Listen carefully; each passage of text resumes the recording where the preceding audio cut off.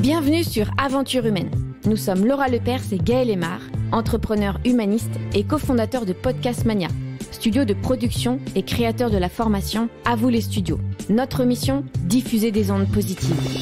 Avec Aventure Humaine, nous souhaitons donner la parole aux aventuriers et aventurières de la vie que nous rencontrons sur notre parcours d'entrepreneur. Quel que soit leur métier, restaurateurs, explorateurs, doula, architectes, avocats et tant d'autres, ces aventuriers ont tous des points communs. Ils mettent du sens dans leur démarche et leurs projets de vie. Entreprennent ou intraprennent naturellement et avec conviction. Ils évoluent grâce à un entourage de qualité et partagent des valeurs humaines et environnementales fortes. Comme le disait si bien Gandhi, le secret du bonheur, c'est l'alignement entre ce que vous pensez, ce que vous dites et ce que vous faites. Notre mission à la fin de chaque épisode est de t'inspirer, te montrer que tout est vraiment possible, surtout quand on est aligné et bien entouré. Si le podcast d'Aventure Humaine t'est utile et t'inspire, l'occasion de le soutenir et d'en parler sur tes réseaux sociaux. On se fera un plaisir de partager tes précieux retours. Enfin, tu peux aussi le noter 5 étoiles, le commenter sur Apple Podcast ou sur notre site internet aventurehumaine.fr. Bonne écoute et surtout prends un max de plaisir avec cette nouvelle conversation. Salut Arthur, merci beaucoup d'être sur Aventure Humaine aujourd'hui. Salut Gaël, avec grand plaisir, merci pour l'invitation. Alors dans cet épisode, on va parler d'un énorme projet incroyable, Time for the Planet, dont tu es l'un des 5 cofondateurs. On va aussi parler 6 maintenant. 6 maintenant, oui. Ok. On va surtout parler aussi donc de tes premières expériences autour de la construction de communauté. Tu es jeune, mais tu as été un très jeune entrepreneur. Donc, tu as plein d'expériences, de choses déjà à nous raconter. Et puis, on passera une grande partie, à mon avis, de l'épisode à parler de tous les contours et tous les coulisses de Time for the Planet. Parce que pour nous, pour Aventure Humaine, pour moi et Laura, on est très, très heureux de mettre au service de ces projets très impactants, plein de sens, notre podcast et notre temps, notre vie. On pense que ça a beaucoup plus de sens pour chacun. Je suis ravi et c'est très cool ce que vous faites, donc merci pour l'invitation. Donc, première question, on va rentrer et on va commencer par le début. D'où viens-tu, Arthur ? Alors, je viens de Seigne, ça y est, j'ai dit le mot pour la première fois, c'est la première fois que je donne le nom exact. Alors, ça ne s'écrit pas comme Seigne, je saigne, ça s'écrit avec un C, C-E-I-G-N-E-S, et il y a 200 habitants dans ce petit village des montagnes que je vous laisserai googler si ça vous dit. Donc, c'est au nord de Lyon, c'est ça ? Ouais, alors c'est au nord-est de Lyon, c'est quasiment vers Genève, c'est dans les montagnes du côté Jura. Super.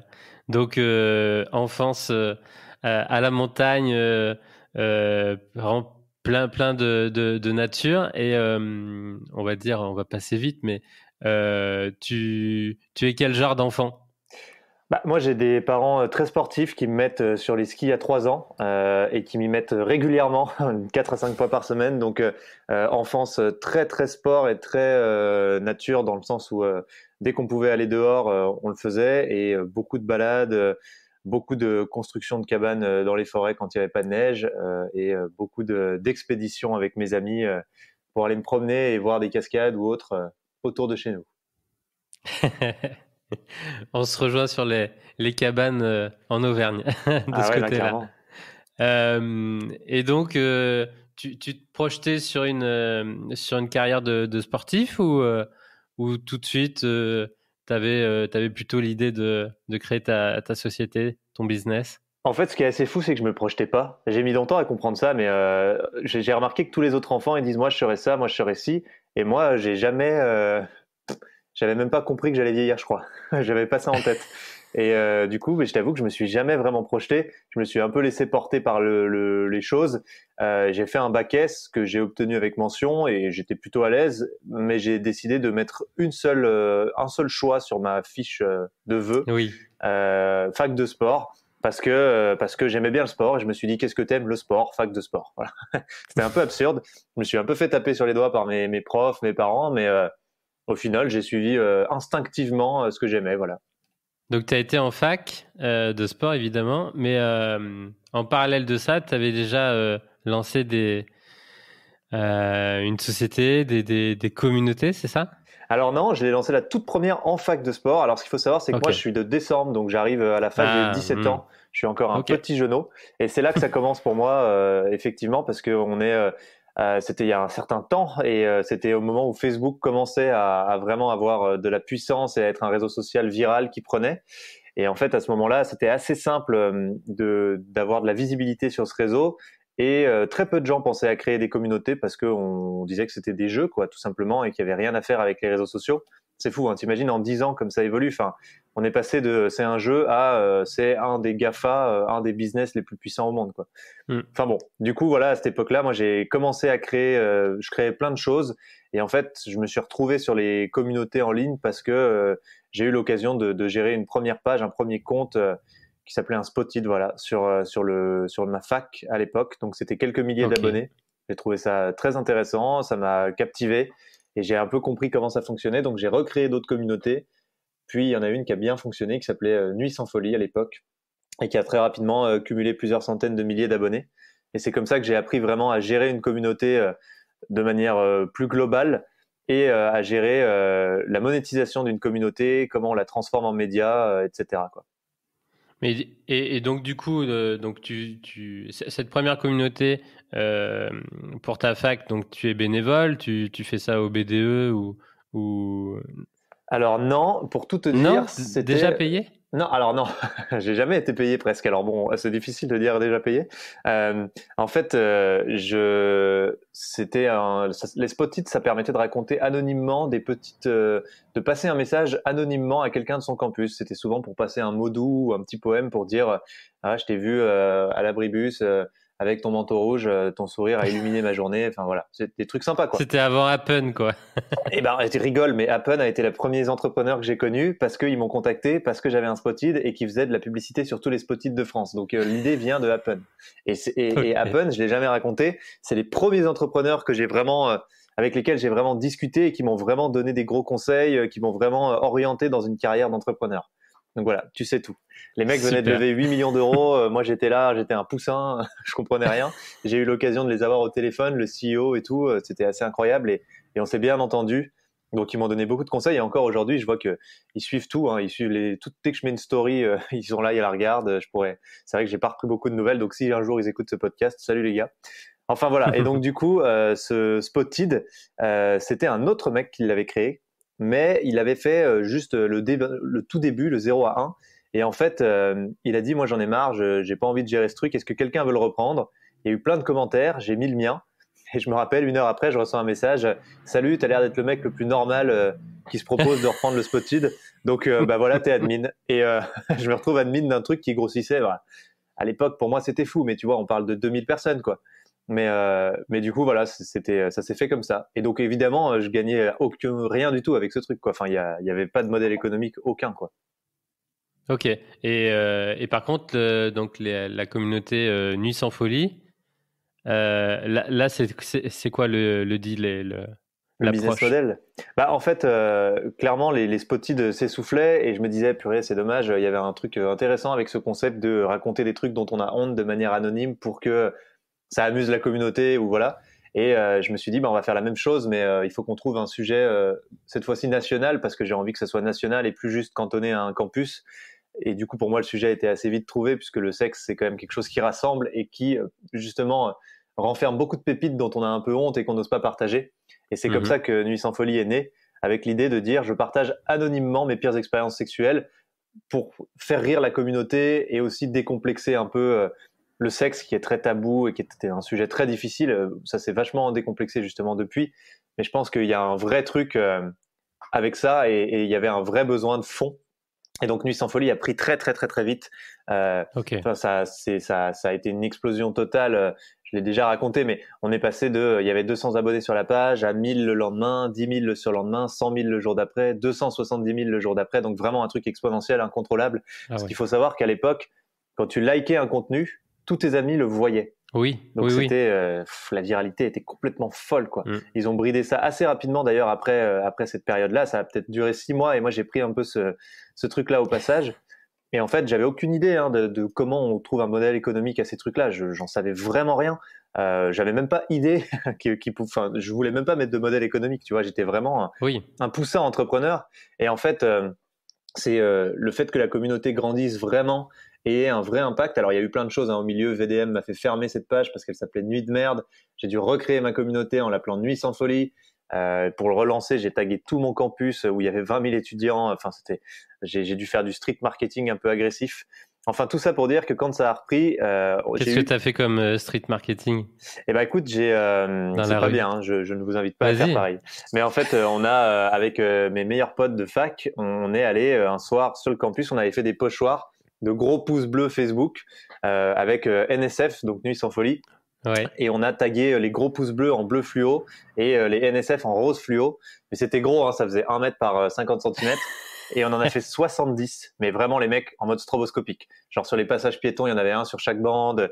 On en a fait partout, à tous les endroits visibles, la BU, tous les trucs. Et en fait, on s'est fait poursuivre parce qu'on ne savait pas. Il y a des gardiens sur les campus. Ouais. Ouais. Et donc on a pu faire que la moitié du campus. Mais comme on était en fac de sport et qu'on courait vite, on a réussi à s'enfuir. Mais j'ai laissé le pochoir sur place et du coup voilà. Et ce qui est incroyable avec cette histoire, c'est que bon, il y a 20 000 étudiants, c'est pas mal, tu vois, il y a quand même eu des vues, hein. Je pense qu'en termes d'impressions, on a peut-être fait 1 million d'impressions assez vite. Mais par contre, le truc le plus marrant, c'est qu'il y avait une grosse vidéo de BMX qui devait tourner sur ce campus parce qu'il est bien fait pour faire du BMX. Et en fait, du coup, il y avait les pouces. Les mecs ont tourné ça genre le lendemain. Ils ont dû nous maudire parce qu'ils pouvaient pas changer les plans, tu vois. Et en fait, il y avait une pub mais de partout martelée, quoi. Et les mecs ont dû vraiment se dire, putain, les enfoirés. Et en fait, ce qui est ouf, c'est que cette vidéo a fait pas mal de vues. Et je pense que ça nous a beaucoup aidé parce qu'en fait, tu tapais NSF sur Facebook, tu voyais ce pouce bleu, c'était hyper caractéristique à Facebook. À l'époque, il y avait un seul endroit où tu avais des pouces et tu tapais NSF et boum, on était là, quoi. Et en fait, ça a relancé vachement bien le compte qui est remonté assez rapidement à 250, 300 000 abonnés. Et là, j'ai eu des développeurs qui m'ont écrit plusieurs fois en message privé. Je ne connaissais même pas ce métier de développeur. Je ne savais pas ce que c'était. Et en fait, qui me disaient, attends, mais moi, je te fais une appli, c'est super cool, tu verras, c'est en vogue. À l'époque, il y avait Windows Phone, Windows Store. Rappelle-toi, quand même. J'ai l'impression d'être un dinosaure, quoi. Il y a plein de mecs qui sauront pas ce que c'est Windows Store. Et en fait, ce truc-là. Et tant mieux. Et tant mieux. C'est clair. Mais attends, mais rigole, mais on a dû faire 200 000 téléchargements sur Windows Phone. Donc le mec était très sympa, il s'appelait Roger, voilà, je leur passe un petit coucou. Et en fait, il a fait gratuitement l'appli. En échange de quoi il a pris une partie d'une future entreprise qui n'était même pas créée parce que je ne savais pas comment on crée une entreprise. Oui. Donc on était tous les deux des étudiants complètement à l'arrache, tu vois, le genre de deal qui n'existe pas dans la vraie vie. Et du coup, on a fait cette appli donc sur Windows, sur Android, sur iOS. Okay. On s'est retrouvés, donc moi j'ai communiqué sur la page et comme un tractopelle. Comme un archenet. Ouais. Non mais je postais toutes les 20 minutes, l'appli est sortie avec des visuels, machin, horrible en plus. Enfin, et il y a qu'à cette époque où c'était possible parce qu'aujourd'hui tu fais ça, ton compte est supprimé et tous tes abonnés se désabonnent. Mais à l'époque non, ça te faisait prendre des abonnés de faire ça. Et du coup, je me suis retrouvé premier de l'Apple Store devant Snapchat, devant tout le monde en fait. C'était complètement ubuesque. Et surtout que c'était un logo d'une bite rose fluo qui bande pas, hein, quand même, je tiens à le dire. Donc tu imagines la violence de se retrouver premier de l'Apple Store avec ça, quoi. Et du coup, les gens hallucinaient un peu parce qu'ils se disaient mais comment ils font, c'est con, quoi. Tu vois, à l'époque, c'était toutes les agences de pub payaient des fortunes pour se retrouver première. Enfin, c'est très compliqué. Il y avait même pas tous ces trucs d'influenceurs, machin, qui te propulsent. Fallait faire de la pub sur des sites. Enfin, bref. Ça n'existait pas, Facebook Ads. Enfin, c'est fou. J'avais vraiment l'impression d'être vieux. C'est dingue. Alors, ça a tellement évolué vite. Et en fait, du coup, j'ai été contacté par, je sais pas, il y avait 20 mecs qui m'appelaient par jour, pour me dire, mais c'est incroyable. Comment vous faites? Vous devez gagner 5 000 € par jour en étant premier de l'Apple Store. Et moi, j'étais là, mais de quoi il me parle, le mec? Même pas par mois. Non, mais moi, j'avais pas gagné un centime, jusque-là dans l'histoire. Hein. Donc, je me disais, mais de quoi me parle ce mec? Et en fait, c'est là que j'ai commencé à très sérieusement me renseigner sur ce monde des applications smartphones, des communautés. Et effectivement, j'ai découvert que ça se monétisait, qu'il y avait des mecs qui gagnaient de l'argent. Alors, j'avais discuté avec ces mecs d'Apple, comme je te l'ai dit. Je les connaissais un peu et je me rappelle qu'à l'époque, je les ai appelés et je leur ai dit, je suis premier de l'Apple Store. Et les mecs m'ont dit, mais mec, mais qu'est-ce que tu nous dis? Comment t'as fait? Ouais, et du coup, ils m'ont dit, mais lève des fonds, monte une boîte.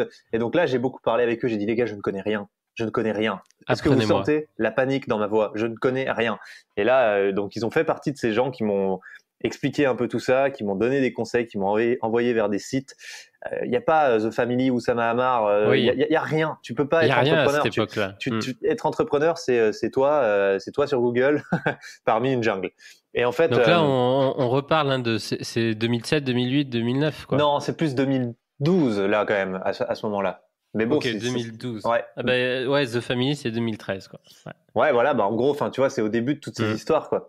Et donc, bah, je me rappelle qu'on est premier de l'Apple Store, c'était 2013, on devait être en, ouais, c'est ça. Je veux pas dire de conneries, mais si quand même, ça devait être octobre 2013 quand on était premier de l'Apple Store. Ok. Ouais. Ou 2012, mais un des deux.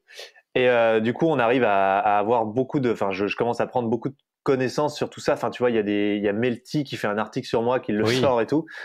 Moi, je savais pas ce que c'était Melty. J'ai appris un peu après. À l'époque, Melty, c'était super canon. Ça nous a fait une traction de malade. Enfin bon, du coup, on se retrouve à avoir les premières pubs qu'on met en place sur l'application, parce que tu avais des régies publicitaires et à gagner de l'argent avec ça. Bon, au début, on ne savait pas du tout paramétrer ce truc, donc on gagnait 800 € par mois. Mais je me rappelle que c'était n'importe quoi. On avait les pubs étaient derrière l'application. Donc en fait, les gens ne voyaient pas de pubs, mais ça comptait des vues et les annonceurs payaient. C'était le hack magnifique, tu vois. Tu as une expérience utilisateur impeccable. Bon, si ce n'est qu'il y avait des fautes d'orthographe dans les menus de notre appli. Mais par contre, tu gagnes de l'argent. Donc tu vois, c'était juste le hack du siècle. Bon, ça n'a pas duré très longtemps parce que les publicitaires ont un peu gueulé. Mais du coup, on a vite optimisé et ça a commencé à rapporter plusieurs milliers d'euros par mois. Et c'est là que j'ai fait la rencontre de Bruno Jagger. Donc le mec, déjà, il s'appelle comme ça, tu lui accordes du temps. Et en fait, ce mec avait monté un site qui s'appelait Tasexo, qui était un site pour aider les jeunes à s'émanciper, à se renseigner sur la sexualité à travers de contenus sérieux et crédibles, et pas que à travers le porno, quoi, en gros, parce que c'était un peu ça le problème. Et lui, il a vendu son site à l'étudiant, mais à l'époque, ça marchait bien. Et il m'a dit, bah attends, on pourrait discuter d'un éventuel partenariat. On s'est rencontrés à Paris, Gare de Lyon. C'était la première fois de ma vie que j'allais à Paris. Je ne connaissais rien, j'avais peur de tout. Et en fait, je suis pas sorti de la Gare de Lyon. Et pour moi, j'avais vécu une aventure. Et en fait, quand je me suis retrouvé en face de ce mec, il m'a dit, mais tu te rends pas compte de ce qui est en train de t'arriver, c'est incroyable. Il y a plein de choses à faire.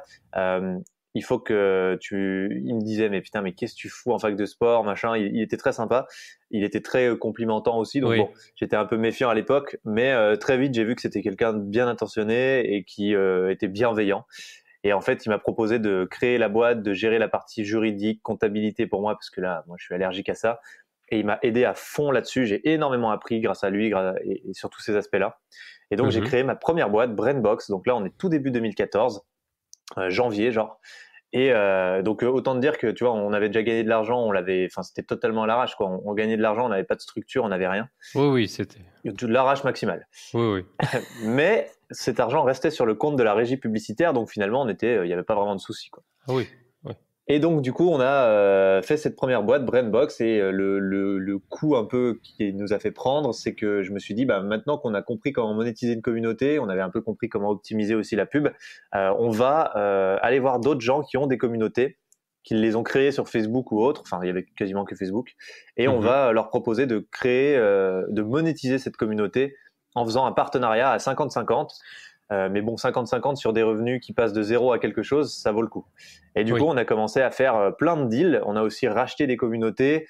On a recréé des communautés de zéro. Et on s'est retrouvé petit à petit à avoir vraiment beaucoup d'abonnés. En tout, on avait 12 millions d'abonnés sur l'ensemble de nos pages et communautés à peu près 1 an et demi après ça. Donc, tu vois, ça n'a pas chômé. Oui, j'imagine. Mais du coup, tu embauches, tu recrutes, tu fais avec d'autres freelances, tu fais pas ça tout seul? Eh ben si, on a fait ça tout seul en faisant toujours mes études. Bah, alors Bruno avait plus de temps. Lui, il avait son temps à plein temps, quoi. Donc c'était lui, son job, c'était d'aller racheter des communautés ou d'en trouver. Donc il l'a beaucoup fait. Et le deal, c'était 50-50 entre vous deux? Non, alors on a monté la boîte dans laquelle Roger avait des parts à l'époque. Je crois qu'on a fait 50 pour moi, 25 pour Bruno et 25 pour Roger. Et en fait, Roger, à ce moment-là, voulait partir aux États-Unis.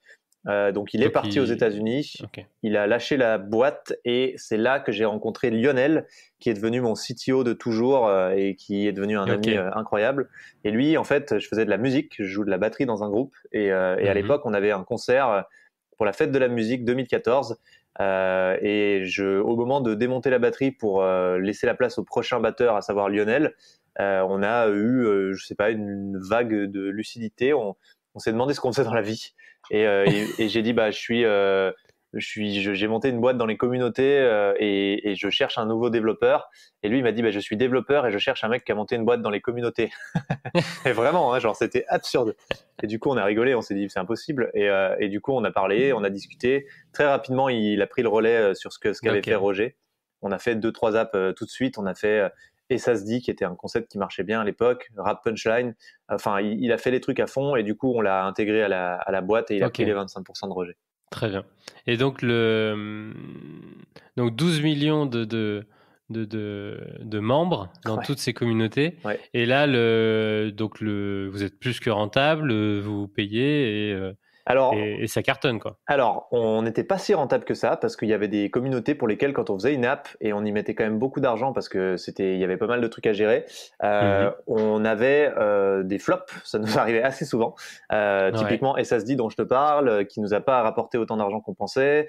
Enfin, il y a eu pas mal de trucs et en fait, du coup, on se servait toujours de la trésor pour essayer des nouveaux trucs. On se payait très très peu. Genre moi, je me payais 500 balles par mois. Mais comme j'étais étudiant en même temps, tu vois, ça payait mon loyer, j'étais super content et on pouvait prendre des risques, essayer des trucs. On a fait plein de trucs, on a essayé de s'associer avec des gens. J'étais vraiment un enfant, j'ai fait confiance à des gens pour faire des projets communs. J'ai financé des projets communs avec l'argent de Brainbox. On lâchait des 30 000, des 40 000 balles. Les mecs se barraient avec la thune. Enfin, vraiment, j'ai vécu ça. Hein. C'est assez dingue, tu vois. Mais j'ai fait mon expérience de ce qu'étaient les gens, l'entrepreneuriat, un monde qui était quand même assez divisé entre les gros requins et les idéalistes optimistes comme moi. Et du coup, je me suis un peu fait avoir plusieurs fois. J'ai découvert un peu dans la douleur ce que c'était. Mais en tout cas, on n'a pas eu des montagnes de cash qu'on s'est versé pour nous. Mais tout simplement parce qu'en fait, on pensait même pas comme ça. Genre, moi, j'ai jamais eu l'idée. Un jour, je me suis dit, parce que ma mère m'a dit ça, mais genre 7 ans après, elle m'a dit, mais avec cet argent que vous gagnez là, pourquoi t'as pas fait un tour du monde? T'aurais pu ne pas te poser de questions, apprendre des langues, rencontrer des gens et te payer 5 000 euros par mois. Et je me suis dit, ah ouais, c'est vrai ça. Et j'avais même pas pensé à ça, tu vois. Genre, enfin, vraiment le gars dans son truc, quoi. Et du coup, non, je l'ai jamais fait. On s'était pris des locaux qui étaient à Villeurbanne, voilà, dans un coin. Bon, il y avait rien d'incroyable, mais on y était attachés, on les aimait bien. Voilà, quoi, on était simple, quoi, vraiment pour le coup. Donc, ouais, mais ça, je pense que tout au long de l'épisode, on va le voir. Ça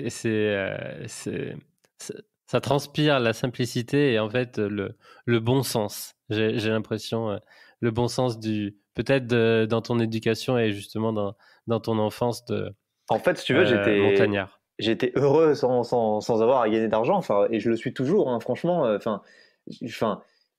Aujourd'hui, j'ai de l'argent, hein. Clairement, j'ai vendu des boîtes et tout. Je suis vraiment pas du tout à plaindre, mais je sais même pas quoi faire de cet argent. Pour être hyper franc avec toi, hein. Genre, je me suis souvent posé cette question. Qu'est-ce que je vais faire de ça? Genre, je vais en haut d'une montagne et je me dis, mais qu'est-ce que tu veux que je fasse de plus? J'ai déjà des bonnes baskets. Enfin, c'est ça ma réflexion, quoi. Et en vrai, elle est fondée, quoi. Et je pense que ça changera jamais. C'est pour ça que finalement, je suis hyper content de ça. Je sais pas, ça doit être effectivement l'éducation ou juste la chance que j'ai eue de grandir dans un endroit où tu peux te sentir heureux sans qu'il y ait de possession matérielle nécessaire ou quoi que ce soit. Bah finalement, tu t'accordes pas trop d'intérêt à l'argent et en fait, tu fais pas tes choix par rapport à ça. Et ça, c'est vraiment un cadeau et c'est vraiment trop bien parce que t'as pas besoin de ça pour être heureux, en fait. L'expression, elle est un peu bateau, quoi, mais c'est assez vrai, quoi. Enfin, finalement. Je suis bien, tout à fait d'accord. Il en faut un minimum, mais après, c'est sûr que ça va très vite en superflu, on va dire. Donc, tu vas au bout de tes études tout en continuant cette aventure. Ouais. Et donc, je sais pas, dernier jour, tu n'es plus étudiant. Qu'est-ce que tu te dis? Ah, bah alors là, c'était bien simple. Hein. Je suis allé manger chez mes parents, je m'en rappellerai toujours. Ils m'ont regardé, ils m'ont dit, bon, il va falloir trouver un vrai métier maintenant. Tu vois, l'air de dire, mon garçon, c'est bien sympa tes conneries là. Mais maintenant, il va falloir faire un vrai truc.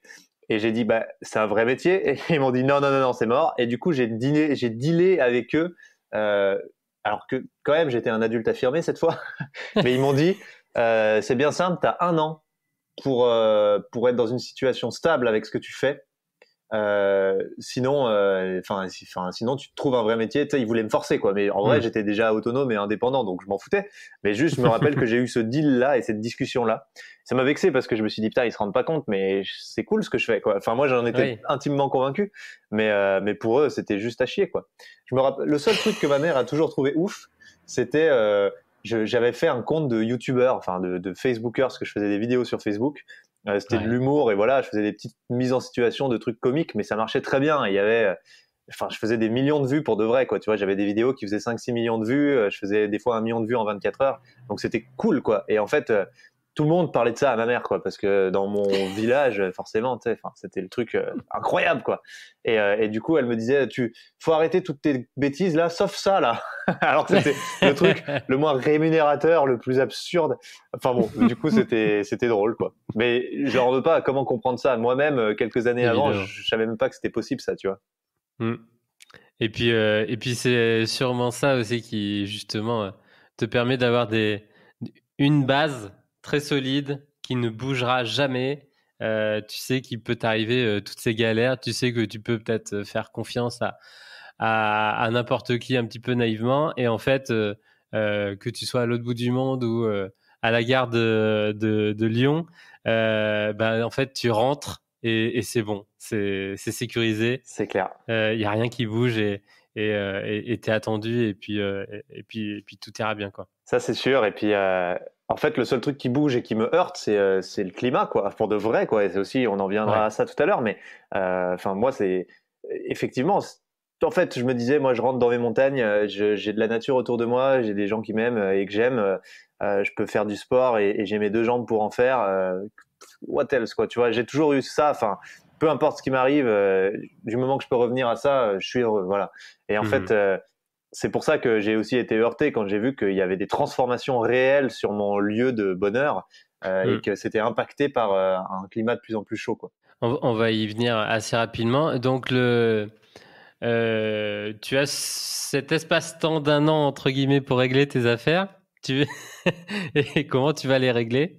En fait, c'est assez simple. À l'époque, je crée une nouvelle entreprise, cette fois-ci pour faire des apps de service. Donc, tu vois, là, on avait des apps de médias. Donc, en gros, c'était du contenu qui était diffusé sur les réseaux sociaux. Et nous, on venait densifier ça sur une application où il y avait plus de contenu, ce qui donnait de l'intérêt à télécharger l'application. Et tout fonctionnait toujours comme ça, avec de la pub.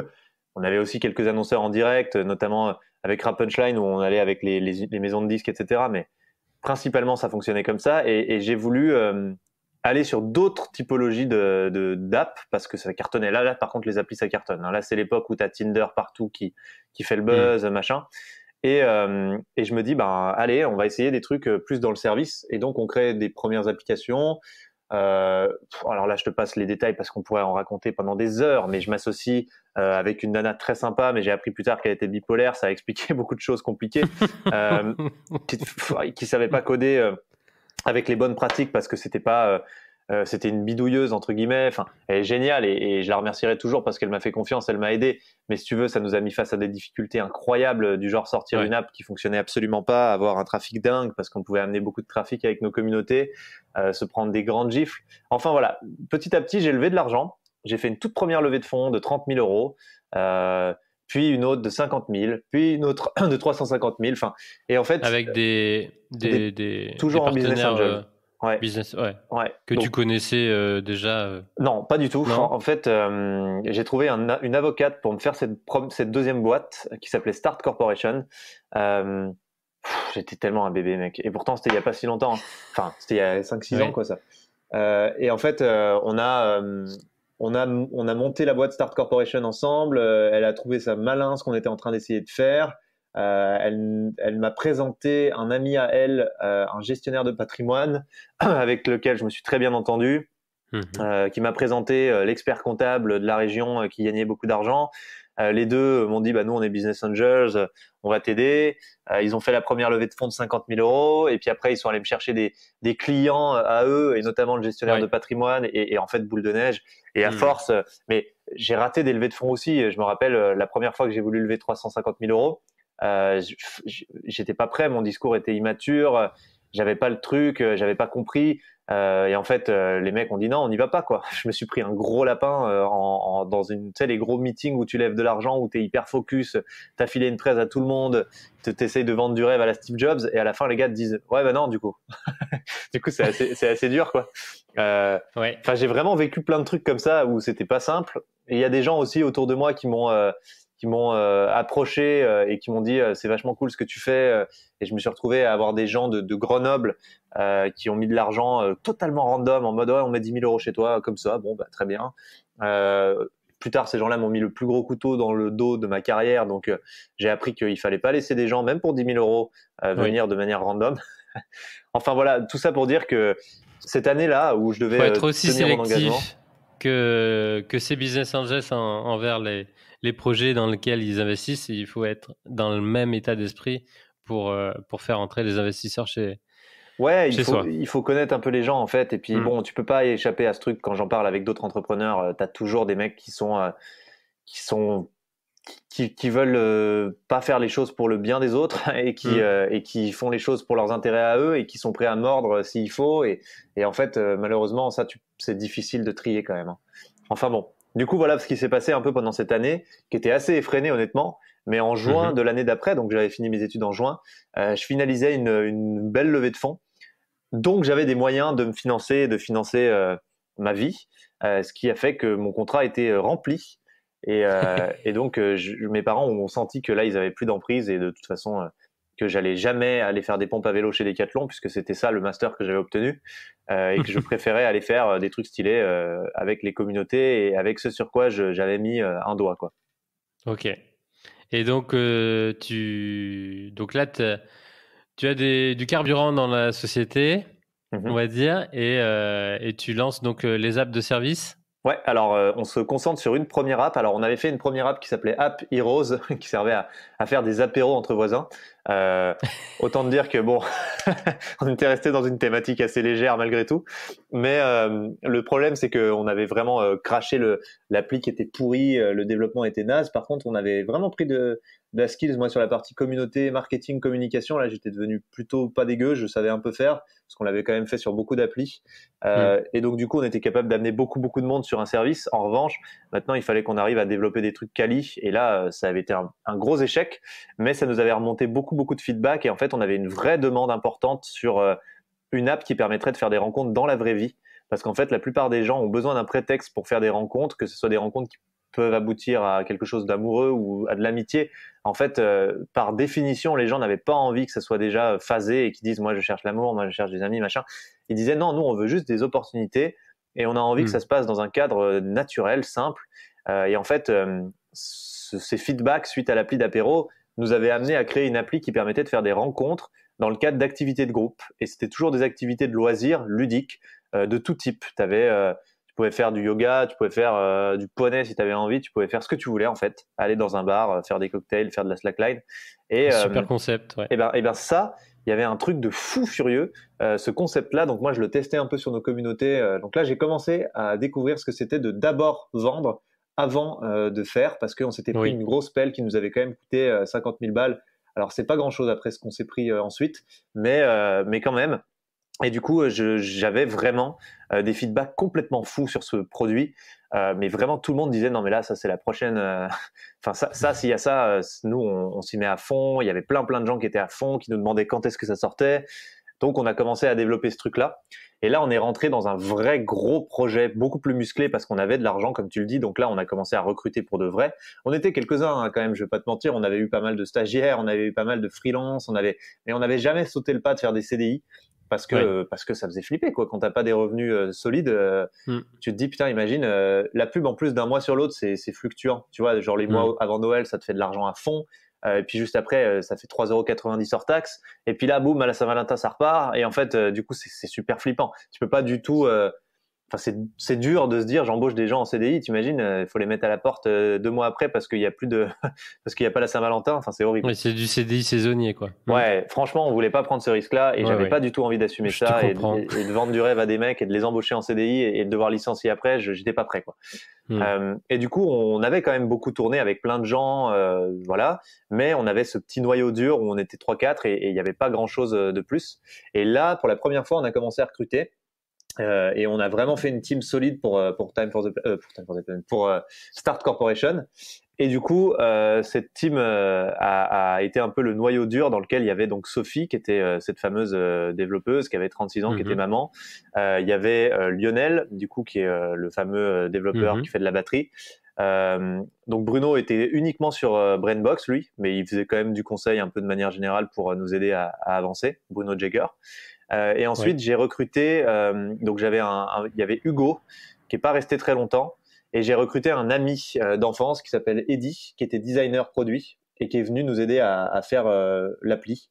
Et donc là, on est rentré dans une énorme phase d'itération. Donc là, on s'était renseigné, on savait un peu plus ce que c'était, on avait un peu grandi, on avait un peu de barbe. Et en fait, on a commencé à faire des sprints et des itérations pour développer notre produit, amener des utilisateurs, l'améliorer, parce qu'on avait vu qu'il y avait une vraie demande. Et en fait, très rapidement, Sophie a été submergée. Je comprenais pas trop pourquoi à l'époque. Elle nous disait en termes de dev qu'elle n'y arrivait pas, qu'il lui fallait de l'aide. Et donc, c'est là que ces gens qui ont mis 10 000 euros dans ma boîte sont intervenus et ont dit, bah écoute, nous, on a une société de création d'app parmi notre portefeuille de sociétés qu'on gère et on aimerait, on pense qu'on peut t'aider. On peut le faire. Voilà, c'est ça. Et donc, c'était une boîte de développeurs qui étaient tous en Tunisie. Alors, j'ai rien contre les Tunisiens, mais enfin, le développement là-bas, c'est pas la même vision qu'en France, je t'assure. Et du coup, moi, je connaissais rien à ça, mais je leur ai fait confiance parce que c'était des mecs quand même carrés. J'ai beaucoup discuté avec eux, je faisais beaucoup confiance à la nana, enfin bref.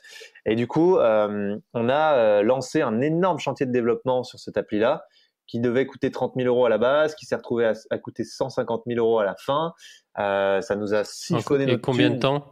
Ça devait sortir en 3 mois, ça a mis 9 un an, non, plus, ça a mis un an. Un an, ça a jamais été bon. Alors, je vais pas cracher non plus dans la soupe, on avait notre part de responsabilité parce que on savait pas bien piloter un chantier de développement d'app dans le sens où on demandait souvent des modifications, des trucs, alors qu'en fait, il faut dire on fait ça, tu le fais, tu le sors, t'avances et tu réfléchis à la V2 une fois que t'as vraiment finalisé tout ça, que c'est prêt. Nous, on constatait en live des besoins utilisateurs, donc on faisait des demandes de modification en live, ce qui faisait que le chantier durait aussi. Mais à côté de ça, on a eu plein de promesses qui n'ont jamais été tenues. Il y avait des délais très compliqués. Horrible. J'étais en appel le soir avec les mecs en Tunisie. Ils se faisaient virer en plus par ces gens une fois sur deux, donc je devais changer d'interlocuteur. Enfin, c'était d'un bordel. C'était la pire expérience de ma vie, franchement. J'exagère pas la pire, mais une très très difficile. Les investisseurs, qui étaient très sympas, hein, mais enfin bon, à un moment ils me disaient vous en êtes où les mecs quoi. Nous on avait des roadmaps qu'on leur avait à peu près vendus, on n'arrivait pas à sortir cette app. La développeuse Sophie là, qui pétait un câble parce que tout ça quoi en fait, et qui commençait vraiment à criser. Elle était maman, c'était pas évident pour elle aussi de gérer ça. Situation très très difficile, vraiment très très difficile. Jusqu'à un jour où donc on a fait la sortie de l'appli parce qu'on en avait vraiment marre, on a dit cette fois elle sort, et le truc buguait partout et le truc était foiré partout et je devais refaire une levée de fonds avec les mêmes investisseurs parce que on avait quand même pas mal cramé, et là je me dis non mais c'est impossible, on va se mettre une balle. Et là on prend la décision avec Lionel, Sophie de dire on va monter notre propre team de développeurs. Parce que là, on s'est embourbé dans ce truc. Donc, tu vois, les mecs avaient mis 10 000 euros, ils en avaient déjà récupéré 140 000. Et en plus, c'était un enfer. Ils venaient vendre des modèles économiques qu'on n'avait pas réfléchi aux investisseurs dans les assemblées générales en disant, vous inquiétez pas, il y aura des super modèles. Moi, j'y crois à mort à leur truc. Enfin, bref. Et donc, du coup, on a créé une team en interne. On a arrêté. Je me suis engueulé comme jamais avec le mari de ce couple. C'était un couple qui avait mis de l'argent. C'était vraiment une des premières fois où j'ai été confronté à des gens de 60 ans vraiment dans une situation extrêmement tendue et vraiment violente, tu vois, genre où il y avait des vrais conflits d'intérêts. Donc ça a été difficile. Et on a monté notre team tout seul. On a recruté 2 jeunes en alternance qui étaient très bons et c'était vraiment pour le coup des gars incroyables. Et on les a fait travailler avec Sophie. On a pris des petits bureaux à Grenoble parce qu'elle était là-bas, donc Lyon et Grenoble en bureau. On faisait les allers-retours et on a commencé à développer l'appli. Et là, on a commencé à avoir une appli qui fonctionnait, qui commençait à être un peu sensée. Mais il fallait aussi qu'on s'occupe des modèles économiques. Et donc là, le fameux couple nous avait vendu un modèle économique B2B bien ficelé avec des clients qui seraient capables d'aller nous chercher parce qu'ils les connaissaient, parce qu'ils travaillaient déjà avec. Et je te passe les détails, mais en une phrase, les mecs nous ont refait une facture de 35 000 balles pour développer une version B2B de l'appli, comme on pouvait pas le faire en interne. Voilà, on a discuté avec les autres invests, on a pris la décision d'y aller. Bon, c'était vraiment une connerie, mais en fait, ils avaient été convaincants et on se disait, bon, ils ont quand même fait un énorme dev, ils ont une énorme base, donc ils auront plus vite qu'un mec à qui on confierait ça s'ils recommençaient de zéro. Et en fait, les mecs nous ont tout simplement volé le seul client qui nous avait vendu, à savoir le Club Med. J'avais fait toute une presse, j'avais préparé tout le truc. Et en fait, on devait vendre une version B2B d'organisation de micro-événements clés en main pour des grands groupes. Et en fait, on est allé. Donc, j'ai fait toute la presse pour le Club Med. C'était eux qui drivaient en direct avec le Club Med. Et un jour, ils arrêtent de me donner des news sur ce truc. Et je dis, bah les gars, moi, j'ai des comptes à rendre aux autres investisseurs. Il faut me tenir au jus. On en est où? Ouais, non, on n'a pas trop de news. T'inquiète. Enfin, voilà, ces trucs bizarres. Et donc, j'ai pris la décision d'appeler quelqu'un du Club Med. Et je suis tombé sur la meuf qui était en charge des partenariats, justement. Et je lui ai envoyé la présentation que j'avais fait. Et je lui ai dit, bah voilà, moi, j'aimerais vous parler de ça et vous rencontrer. Elle me dit, putain, mais je suis hyper gêné. Il y a quelqu'un qui est venu me présenter cette présentation, mais avec un autre nom que le vôtre. Et en fait, c'était un des deux du couple qui allait juste vendre le truc qu'on avait fait, qu'on avait imaginé, qu'on avait pensé, et qu'ils avaient développé et qu'on avait payé eux pour développer. Enfin, après, il y a plein d'enchevêtrements dans cette histoire. Tout ça pour dire que c'était assez difficile et que là, je me suis pris une vraie grosse gifle et que ça a été très compliqué. On a dû... Enfin, c'était un enfer, tu vois, avec les investisseurs. Mon avocate qui gueulait sur eux dans des réunions. Moi, j'étais au milieu, j'étais là, j'avais 24 ans ou 23 ans et j'avais des mecs de 60 ans en train de se hurler dessus des termes juridiques que je connaissais pas. C'était assez épique. Enfin voilà, donc tout ça pour dire qu'il y a eu un gros apprentissage. Comment ça se finit? Eh ben écoute, on continue de développer cette appli. En parallèle, on devient quand même bon pour développer des applis, pour le coup, parce qu'on a appris à le faire de nous-mêmes. On fait des sprints différents. On comprend comment développer un produit. On comprend pourquoi il faut commencer par vendre d'abord. On comprend comment lier ça au marketing. Enfin, vraiment, on apprend tout from scratch et en mode autodidacte, mais on apprend avec une palette tellement large que on se met à être plutôt bon pour créer des services. Et donc, on se met à réfléchir à d'autres services qu'on crée nous-mêmes sur le côté. On fait plein de petits coups où on se fait de l'argent et on se dit, putain, c'est cool, on sait faire maintenant. Vous faites un petit peu un app studio? Alors non, parce qu'on faisait pas que des apps, on faisait plein de trucs. Tu vois, je te donne un exemple qui est immonde. Hein. D'ailleurs, les gens de Time for the Planet qui ont écouté ça, je m'excuse par avance. Mais à l'époque, on a lancé les hand spinners en France parce qu'on a vu passer ce truc. Donc tu sais, c'est ces petites toupies là à 3 branches là qu'on voyait partout. En fait, on savait qu'on était fort pour faire de l'influence marketing parce qu'on en avait beaucoup fait. Et moi, avec mes communautés Brainbox, j'avais été au contact de ces gens. Et on a vu ce truc-là qui prenait un peu aux États-Unis. Et en fait, je me rappelle, c'était avant l'été, donc peut-être l'été 2015, un truc comme ça. Ou 2016, et on se dit bah allez, on va essayer de voir si on est capable de le lancer en France. Et en fait, on a fait des vidéos et on a mis au service de ce truc-là notre compétence marketing. Et le truc a explosé, ça faisait 20 000 balles par jour. On contrôlait plus rien, on avait des commandes partout. C'était n'importe quoi. On a dû arrêter parce qu'en termes de logistique, on était incapable de suivre. Et puis qu'on s'est aussi posé une question au bout de 2 jours en mode est-ce que c'est bien de vendre des toupies qui viennent de Chine? Est-ce que ça sert à quelque chose? Voilà. Ça nous a fait une remise en question, n'empêche qu'on a vu qu'on était capable de faire des gros coups comme ça. On en a fait plusieurs, on a fait pas mal de trucs. Alors après, c'était un peu plus sensé, c'était un peu plus cool, on aimait mieux ce qu'on faisait. Mais en tout cas, on avait pris ce truc-là.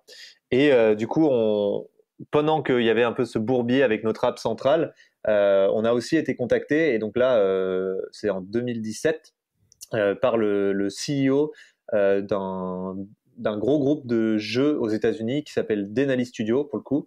Il venait de revendre ce truc-là, je sais pas combien de centaines de millions d'euros, et il voulait lancer un réseau social qui s'appelle Thriller. Il l'avait racheté 10 millions d'euros, c'était un truc qui avait un peu fonctionné aux États-Unis. Il était tout seul, enfin ils étaient 2, et en fait il m'a contacté par le biais d'un ami qui s'appelle Claude Crevel, voilà, et qui est entrepreneur à Paris, que j'avais rencontré plusieurs fois. Et en fait, il m'a dit, bah écoute, nous on cherche quelqu'un pour lancer l'Europe. Il nous faut quelqu'un qui connaisse les communautés, les influenceurs, les applis mobiles. On a trouvé que toi en gros, donc tu gères l'Europe. Et donc du jour au lendemain, Claude et moi, on s'est retrouvés à gérer l'Europe, à prendre ça en charge, avec Loïc, qui était un de mes associés, qui avait rejoint l'aventure Start Corporation en route. Et en fait, du coup, ça a été un truc de malade, ce truc. On a lancé ce réseau social, il y avait personne, il y avait, je sais pas, 100 000 utilisateurs. Ah, peut-être un peu plus quand même. Allez, 1 million, on va dire. Et en fait, le truc. C'était quoi la différence par rapport à un autre? C'était TikTok version plus musique et plus rap, si tu veux. Et c'est toujours le cas d'ailleurs. Hein. C'est le concurrent numéro 1 mondial de TikTok maintenant. Et en fait, le truc a vraiment explosé. Bon là je te passe les détails, mais on a emmené des influenceurs partout. On a sponsorisé le All-Star Game aux États-Unis. On allait à Los Angeles, à Ibiza, au Portugal. On allait à droite à gauche non-stop pour faire des stories et des vidéos à des influenceurs. On n'avait pas le droit de dépenser de marketing réel, donc en fait on devait acheter du lifestyle à des influenceurs pour que ça crée une fame autour du truc. Et donc là j'ai énormément appris, mais énormément à vitesse ultra grand V, parce que on a ouvert des bureaux à Paris. Là, on a recruté pour le coup parce qu'on avait d'autres moyens. Ça m'a permis aussi donc là, moi, j'étais rémunéré, j'étais payé cher par Thriller, au même titre que Loïc, mon associé sur Start, et on reversait tout l'argent qu'il nous payait pour faire de la trésor sur Start et payer nos employés. Donc, c'était assez fair comme donc, truc. Toi, tu étais en mode consulting. Ouais, et en plus... et tu avais peut-être des parts. Et j'avais une proposition de part que j'ai finalement refusée pour fonder Time for the Planet. C'est la suite de l'aventure. Mais en fait, du coup, on avait, ça s'est grave développé, ça a vachement envoyé. Il se passait plein de trucs. Le réseau social vaut 1,5 milliard aujourd'hui, quand même, pour te dire. Enfin, il y a vraiment une traction de taré. Et en fait, au bout en gros, tout début 2019, donc au bout d'1 an et demi à faire ça, à avoir Brainbox qui tournait toujours, à avoir Start Corporation qui était de mieux en mieux, mais qui n'était pas arrivé à un stade où j'étais satisfait du truc. Et en gros, 3 bureaux, un à Paris, un à Lyon, un à Grenoble. Donc, je te laisse imaginer le quotidien. J'étais épuisé, franchement. J'avais vraiment une sale gueule. J'étais très fatigué. Mais j'avais plus le temps de faire du sport dans tes montagnes. Franchement, pas du tout. J'étais à Los Angeles à l'anniversaire privé de Snoop Dogg. Vraiment, pour te dire, c'était absurde. Mais moi, c'est pas mon monde, en fait. Et j'étais pas à l'aise dans ce monde-là. Et en fait, je m'étais un peu laissé happer par une tornade. J'étais en train de relever beaucoup d'argent pour Start Corporation parce qu'il fallait enlever, mais je ne savais même plus pourquoi. Et à un moment, j'ai une espèce de lucidité. Je me dis non, mais les gars, j'en peux plus. Faut que je réaligne mon monde et ma vie et mon ADN avec mon quotidien. Et là, j'ai été assez impulsif. J'ai appelé Thriller. Je me rappelle, ils m'ont fait une proposition avec un très gros salaire, avec des stocks donc de la boîte, donc des parts comme tu dis, et la possibilité clairement d'être millionnaire. Enfin, le deal c'était ça, c'était millionnaire dans 2 ans, même multimillionnaire. Et en fait, mon cerveau, il a même pas réfléchi et j'ai dit non, merci, ça va. Et du coup, là, je me suis dit ok, t'en as vraiment marre et t'as vraiment besoin d'autre chose. Du coup, j'ai arrêté Thriller du jour au lendemain quasiment. J'ai donc Claude qui est devenu vice-président monde de Thriller a quand même tenu la baraque pour eux et c'est pas non plus la catastrophe, tu vois, mais juste c'est assez impulsif et je me barre. Je retourne un peu plus au contact de mes équipes dans Start Corporation et je leur dis les gars, on n'a pas de modèle économique viable. Ce qu'on a appris ces 2-3 dernières années, c'est que si on n'a pas de modèle économique d'entrée, c'est qu'il n'y a pas un réel besoin. Et même si tout le monde trouve ce concept d'appli génial, on voit bien qu'on arrive à faire plus d'argent beaucoup plus vite avec d'autres petits trucs qu'on fait sur le côté et qui nous amusent et d'autres services qu'on propose en freelance. Donc, à un moment, il faut se poser des questions. Je nous donne 3 mois pour trouver un modèle économique, sinon j'annule la levée de fonds. Et du coup, c'est ce qui s'est passé parce qu'en fait, tout le monde s'est chauffé à fond.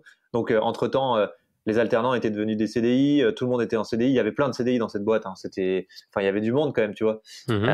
Et du coup, ça me faisait de la peine parce que je me disais, putain, fais chier, hein. Enfin, je vais pas avoir d'autre choix que licencier, mais en fait, quand j'en discutais avec eux, et j'ai vraiment été soulagé par ça, tout le monde a eu la présence d'esprit de dire, oui, mais tu sais, nous, être en CDI pour aller vers nulle part parce qu'on ne trouve pas de solution, ça nous plaît pas. Nous, on est là pour les ambitions, on est là parce que tu nous as motivés, parce qu'on partage ta vision et tes valeurs, mais on n'a pas envie d'aller se cracher tous ensemble juste pour le titre CDI. Et ça, putain, ça a été un soulagement dans ma vie. Je peux même pas imaginer parce que c'était dur pour moi. Moi, j'avais arrêté de me payer. Cette responsabilité, Ouais, moi j'avais arrêté de me payer pour soutenir un peu tout ça. Enfin, je me payais 1 000 € par mois. Donc, si tu veux, j'étais pas non plus. Personne pouvait me mettre en faute. Enfin, je les payais bien. Ils étaient payés 2000 balles et quelques en moyenne. Donc, je me sentais quand même assez ok de leur expliquer tout ça. Mais ça a été un moment difficile. Et en fait, il a fallu arrêter avec la boîte et ne pas faire la levée de fonds. Et là, j'ai vu que j'avais fait une grosse erreur parce qu'en fait, dans cette tornade entre Thriller, Brainbox, etc., j'avais oublié de compter qu'il me fallait de la trésorerie pour la TVA. Et en fait, quand j'ai donné 3 mois à tout le monde, j'ai cramé la partie de trésorerie qui m'aurait permis de payer cette TVA. Et je peux te dire qu'il y en avait de la TVA parce que on avait fait beaucoup de chiffre d'affaires. En fait, je passais toute cette thune que Thriller me payait en chiffre d'affaires, ça représentait genre 500 000 balles sur une année, quoi, tu vois. Donc c'était violent.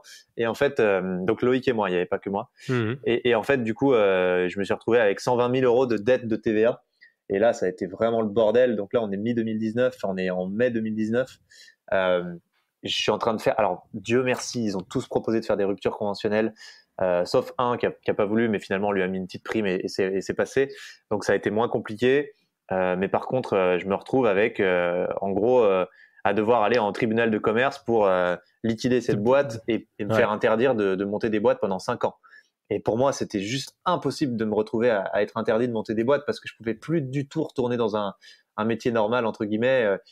Enfin, c'était l'angoisse de ma vie, quoi. Et j'avais trop pas envie que ça m'arrive.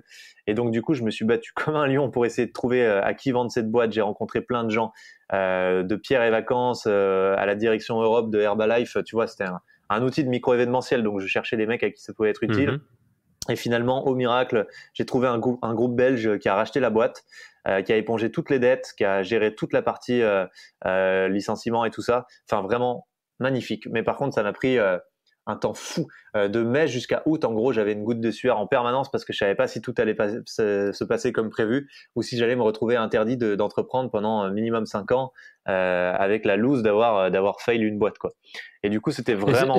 C'est pas forcément tout le temps hein, de déposer le bilan et de te retrouver interdit pendant 5 ans d'entreprendre. Ouais, il faut qu'il y ait une vraie faute de gestion. Ouais, mais quand tu oublies la TVA, c'est une faute de gestion quand même assez vénère. Ouais. Tu vois, Okay. T'as beau être jeune, machin, j'avais quand même quelques années d'entrepreneuriat derrière moi là, et en fait, c'est clairement de la non-lucidité due à la fatigue. Okay. Enfin bon, j'avais pas envie de tenter le coup, si tu veux.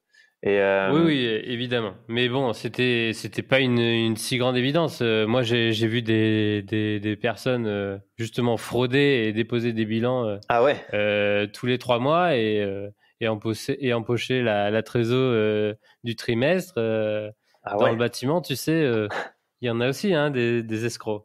Bah, sûrement que les escrocs sont plus malins que moi, mais en tout cas, moi, je me sentais pas d'essayer un truc. Évidemment. Ouais. Tu es honnête et tu as un bon fond, donc ça, j'imagine un tout petit peu l'épée de Damoclès au-dessus de toi. Ouais, et puis, et donc tu as réussi quand même à la valoriser. Bah, j'ai mis oui, j'ai valorisé l'actif qui avait quand même, c'était quand même 4 ans de développement sur une appli. Il y avait eu plein de choses, il y avait beaucoup de recherches. Il y avait une vraie valeur, hein, cette appli, elle avait du sens.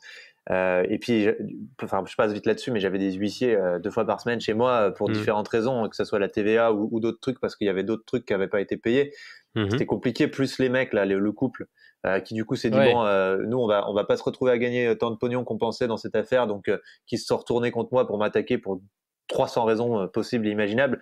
Le niveau de stress était maximal, pour te dire. Ouais. Et du coup, bon, ça m'a vraiment sorti de l'affaire, cette vente, et ça m'a fait souffler. Et aujourd'hui, l'app, elle est en ligne ? Non, je sais même pas ce que c'est devenu. Je sais pas. J'arrive même plus à avoir des contacts avec le repreneur. Enfin, tu vois, c'est un mec en Belgique. Du coup, c'est pas. Ouais. C'est en fait, j'ai envie de te dire. Ça a plus de sens non plus. Ça a plus vraiment de sens pour moi. Et puis moi, j'avance et puis je laisse derrière moi les trucs comme ça. Je sais pas si c'est. Tu vois, j'ai même pas forcément envie de savoir ce que ça devient. Si je vois que ça cartonne, tant mieux, ça me fera plaisir, mais pour l'instant, ça n'a pas l'air, quoi. Merci déjà du coup pour toute cette transparence. On sent à t'écouter vraiment le cercle noir, le cercle vicieux qui s'est mis en place. Ouais. Et quand tu n'es pas justement bien aligné et avec des checkpoints de lucidité petit à petit, on peut être très très vite embarqué dans plein d'aventures. Il y a plein de projets, plein de rencontres, plein d'opportunités qui nous passent sous le nez tous les jours. Hein. Quand on est actif, quand on rencontre, quand on est visible, quand on fait plein de choses, c'est assez fou. Donc merci vraiment pour tout ça et ça pose vraiment les bases de ce que tu étais du coup juste avant de te lancer dans un projet beaucoup plus aligné, beaucoup plus vertueux. Je le ressens et je pense qu'en te voyant aujourd'hui, tu es beaucoup plus épanoui. Ah oui. La planète te dit sûrement merci aussi. Donc, qu'est-ce qui se passe ? Tu es sauvé. Tu prends un gros bol d'air chez tes parents et tu dis c'est quoi ce bordel de climat qui m'empêche de skier en décembre, c'est ça ? Tu as très bien résumé la chose, à l'exception que j'arrive aussi à vendre Brainbox en même temps, donc la double vente. Nous, on avait sorti d'autres trucs sur Brainbox, notamment une appli de dating qui marchait bien et un jeu qui marchait bien. Et en fait, du coup, j'ai vendu Brainbox à un grand groupe de dating. Et là, pour le coup, ça m'a fait voilà, avoir de l'argent pour de vrai. Et en fait, j'ai pris ce bol d'air en même temps que je me suis rendu compte que j'en avais vraiment rien à foutre de l'argent, définitivement, même quand je l'ai. Parce que la plupart des gens me disaient oui, mais tu verras, c'est parce que t'as pas d'argent, tu dis ça, machin, t'es un rêveur, mais le jour où t'auras de l'argent, ça te fera changer ton discours. Eh ben non. Et du coup, je me suis dit, bon, bah, nickel, du coup, puisque je suis vraiment aligné avec moi-même, qu'est-ce que j'ai envie de vraiment faire et pourquoi j'ai envie de me lever le matin pour de vrai. Et là, j'ai vraiment pris conscience que, il y avait un énorme problème climatique parce que depuis mai, en fait, comme j'allais plus au bureau et tout ça, je m'étais beaucoup renseigné sur le sujet et j'ai clairement fait mon éducation avec les Jean Covici, enfin tout le monde, quoi. Et je m'étais dit, mais c'est pas possible en fait qu'on n'agisse pas tous dans cette direction-là et qu'on soit pas tous en train d'essayer de faire quelque chose là parce que c'est juste monstrueux. Et je me suis vraiment pris la gifle de prendre conscience de l'ampleur du dérèglement climatique que j'avais pas pris avant. Et je me suis dit, bah ok, moi je sais faire un seul truc, c'est monter des boîtes. Maintenant, je sais bien le faire. Ça fait 7-8 ans que je suis là-dessus. Donc, je vais le faire pour lutter contre le dérèglement climatique. Et en fait, j'avais une conviction, c'est que si on est capable de mettre des modèles économiques au service du dérèglement climatique, c'est super puissant parce que c'est un peu l'argent qui décide de tout. C'est ce que j'ai vu en montant des boîtes. Et en plus, je sentais que c'était un petit problème qu'avaient les associations. D'un côté, tu as les assos qui sont super parce qu'elles fédèrent à mort, elles créent une vraie énergie, il y a une vraie mission bienveillante. Mais par contre, elles sont toujours sous perfusion financière, ce qui leur donne pas d'autonomie et qui leur donne moins les moyens d'aller avoir un vrai impact. Et ça, moi, ça me gênait. Et je me disais, putain, les entreprises, elles ont quand même ce truc d'avoir une autonomie financière folle. Grosso modo, c'est un peu la magie de l'entreprise, c'est que tu mets des humains et des ressources dans une boîte noire et il en sort des produits et des services plus une marge financière, hein, c'est le capitalisme. Et en fait, cette marge financière, bah là, c'est un pouvoir parce que tu peux l'utiliser pour ce que tu veux. Tu crées, entre guillemets, de la valeur, la fameuse valeur ajoutée qu'on taxe dans tous les sens. Et en fait, cette valeur ajoutée, si tu l'utilises pour défendre un truc, c'est surpuissant cette arme. Et en fait, moi, je me disais, ça peut être une bonne solution pour aller financer un truc vraiment puissant pour lutter contre le dérèglement climatique. Et ma première vision, ça a été de faire un startup studio où je me suis dit, on va faire des boîtes qui seront et durables et rentables. Et ça, on va le tester avant de commencer. Et on ne lancera les boîtes que si elles sont durables et rentables. Donc ça, tu le lances, donc tu es sauvé, entre guillemets, et tu reprends le contrôle de ta vie en août. Oui. Tu lances ça en septembre ou tu lances un petit peu... En fait, j'avais déjà commencé en août, pour être tout à fait honnête avec toi. Et en fait, du coup, en septembre, j'étais parti. En octobre, j'étais en partenariat avec Germinal, qui est la boîte d'un ami, Grégoire Gambato, là. Et du coup, c'est grâce à votre petit live sur YouTube que je vous ai mais oui, c'est vrai. Du coup écouté et que j'ai un petit peu mis mon nez sur Time for the Planet. Voilà. Et ben Grégoire, je le connais depuis avant qu'il monte Germinal. De Grenoble. Voilà. Ouais, j'ai fait plein de trucs à l'époque avec lui. Enfin, du coup, je me dis putain, il faut que je trouve un moyen de tester si les boîtes sont rentables avant de me lancer dedans, mais il faut que je le fasse à haute fréquence vu qu'on est sur un startup studio. Et du coup, mon idée première, c'est de me dire, mais Grégoire, lui, il a une machine de guerre pour tester des modèles économiques digitalement. Donc, je vais m'appuyer sur ça et on va partnershipper pour monter un startup studio commun qui s'appellera Optimist, qui sera un fit entre Germinal, Grégoire Gambato et moi avec cette idée. Donc, on commence à monter cette structure ensemble. Je passe 2 mois même 3 mois à Paris, donc septembre, octobre, novembre, à être dans les bureaux de Germinal, à créer ce truc-là. Et en fait, Germinal était en hyper croissance ingérable, il y avait plein de problèmes et ça fitait pas assez pour pouvoir s'en sortir. Donc à un moment, on s'est regardé avec Greg et on a dit non mais mec, en fait, on va pas dans la même direction. En plus, tu fais une boîte pour aider des entreprises à avoir de la croissance, ce qui est un peu antinomique avec ce que j'essaie de faire. Du coup, je pense que ça fonctionnera pas hyper bien. Et donc, c'est à ce moment-là que j'ai rencontré mes cofondateurs sur Time for the Planet parce que Mehdi, qui est mon cofondateur aujourd'hui, avait des bureaux au-dessus des miens à Lyon. Et lui, donc là, j'avais plus de bureau à Lyon, mais à l'époque, et lui, je voyais qu'il était en train de faire Time for the Planet, donc c'était le nom que eux avaient. Et du coup, ils étaient en train de faire des vidéos pour essayer de dire la même chose que ce que moi j'étais en train de faire, de manière très à l'arrache sur la partie vidéo et communication pour pas être méchant. Et du coup, je me suis dit putain, je vais l'appeler quand même le Mehdi là parce que ces vidéos elles sont vraiment pourrables. Je me rappelle d'une vidéo de lui dans son jardin en tenant son téléphone et en marchant en rond dans le jardin pour essayer de pitcher Time et je me suis dit non mais mec putain je peux pas faire ça. Et du coup je suis allé bouffer avec eux. À l'époque il y avait Nico, Mehdi et Laurent qui commençaient à se mettre en ordre de marche pour faire Time for the Planet. À la fin du dîner, on savait qu'on allait être associés. Enfin, il y a eu quand même quelques petits couacs entre temps, mais en gros, très rapidement, on s'est dit OK, on y va. Et là, j'ai dit OK, donc c'est là, parti. on est en décembre 2019. Et là, on est en décembre 2019. Première conférence de Time for the Planet le 5 décembre. Lancement de Time for the Planet avec juste un discours qui mélange un peu ce que je disais là, plus la vision très social business des gars, à savoir, voilà, on utilise l'entrepreneuriat comme un outil au service de l'urgence et surtout on crée un mouvement que chacun peut rejoindre. Donc j'aimais beaucoup cette vision aussi et je la trouve très forte. Et puis à côté, on avait tous cette vision du il faut que ça soit non lucratif pour que ça soit vraiment puissant et pour que ça aille au bout, que ça soit pas manipulable, que ça soit pas et surtout on partageait tous l'ambition quoi. Tu vois, on voulait pas faire un petit truc. Enfin moi mon startup studio, je voulais qu'il soit vraiment gros, je voulais qu'il fasse des pépites quoi. Et du coup eux c'est pareil, c'était eux qui voulaient, c'est eux qui ont fixé le 1 milliard. Enfin, tu vois, tout ça fitait vraiment très bien. Et donc, du coup, première conférence Time for the Planet à cette époque. On pitch le truc, c'était les fêtes de la lumière, c'était les grèves. On avait pris un amphi dans Lyon, loin en plus à Vèze. Enfin, voilà, c'était l'enfer. On s'est dit, mais personne va venir. Et en fait, on a fait salle comble. Il y avait 250 personnes. Et à la sortie du truc, il y avait 30 000 euros de promesses d'investissement dans Time for the Planet. Et là, on s'est dit, putain, c'est cool. Les gens, ils sont prêts à y croire. On y va. Et on a lancé Time vraiment officiellement, quoi. Ok, est-ce que tu peux donc nous repitcher les grandes lignes de Time for the Planet? Carrément. Quelques chiffres et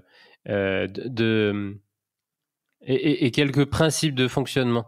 Ouais, très simple. Parce que il y a de très très belles règles qu'on peut tous copier dans nos entreprises pour être beaucoup plus respectueux et garantir un certain sens et impact, quoi.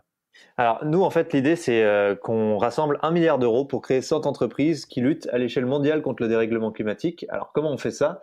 Time, c'est une entreprise qui a pour rôle et pour mission de créer des entreprises entièrement pensées et paramétrées pour lutter contre les gaz à effet de serre. C'est la verticale qu'on a choisie. Ce qu'on fait dans notre quotidien, c'est qu'on va détecter des innovations à impact pour les associer à des entrepreneurs qui ont déjà monté des boîtes, qui savent faire, qui ont, eux, pour rôle de trouver des modèles économiques à ces innovations et de les transformer en entreprises. Et Time, ça chapeaute l'ensemble et ça vient injecter de l'argent pour maximiser et accélérer le déploiement. Cette connexion entre deux mondes qui ne se parlent pas aujourd'hui, à savoir les innovateurs et les entrepreneurs, en fait, on l'a tout de suite senti en allant rencontrer des scientifiques, parce que c'est ce qu'on a fait dès le départ, qui nous ont dit c'est crucial d'innover aujourd'hui si on veut faire la transition, parce que si on n'a pas de support et d'outils sur lesquels s'appuyer pour cette transition, on va s'effondrer parce qu'on passe de la profusion des énergies fossiles à rien et on va pas s'en sortir. C'est pas pour faire des jetpacks photovoltaïques et être dans le toujours plus. On est hyper partisan de la sobriété et on croit énormément qu'il faut changer nos modes de vie. Par contre, on pense que il faut être accompagné pour ça et qu'il nous faut des outils. Et donc ça, c'était vraiment le point de départ de Time. C'est il y a des entrepreneurs qui cherchent du sens et il y a des innovateurs qui font des trucs fous.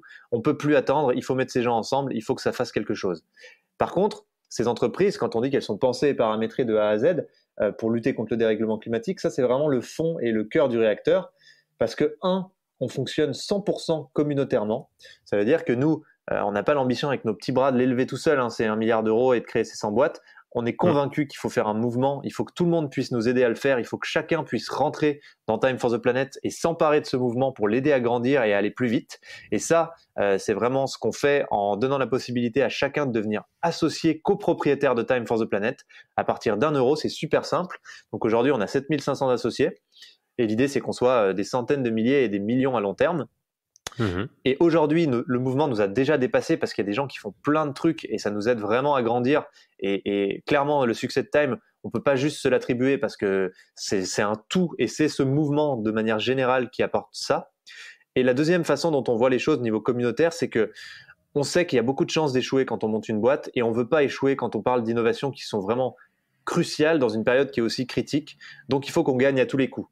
Et la manière dont on est convaincu qu'elle permet de gagner à tous les coups pour nous, c'est de partager. C'est l'open source. C'est de créer nos concurrents. C'est de dire, chaque fois qu'on trouve une innovation qui est vraiment puissante, avec un modèle économique qui fonctionne, eh ben, on va la mettre à disposition de n'importe qui gratuitement pour qu'il puisse s'en emparer, la dupliquer et l'améliorer surtout partout ailleurs sur la planète. Et ça, c'est trop bien parce qu'en fait, l'open source, tu as le droit de faire ça, mais tu as aussi le devoir de repartager tes propres améliorations avec l'ensemble des possédants de la licence et donc de rendre la R&D beaucoup, beaucoup plus puissante et beaucoup plus rapide et d'atteindre la maturation de ces innovations à des vitesses multipliées par le nombre de gens qui s'impliquent sur ces innovations. Et en plus de ça, ce qui est cool, c'est que ça nous permet de mesurer notre impact pour de vrai, parce que tous les gens qui possèdent une licence open source sur une innovation Time for the Planet, ils ont aussi pour devoir de repartager avec nous leur impact et donc quelle quantité de gaz à effet de serre ils ont permis de ne pas émettre et de capter grâce à leur entreprise. Et ça nous a permis aussi de créer un indicateur. Et ça vient à la deuxième façon dont on paramètre nos boîtes, qui est le TRP, le taux de retour pour la planète. Le taux de retour pour la planète, c'est simplement un ratio entre l'argent que tu as investi dans Time et la quantité de gaz à effet de serre que tu as permis d'empêcher grâce à cet investissement.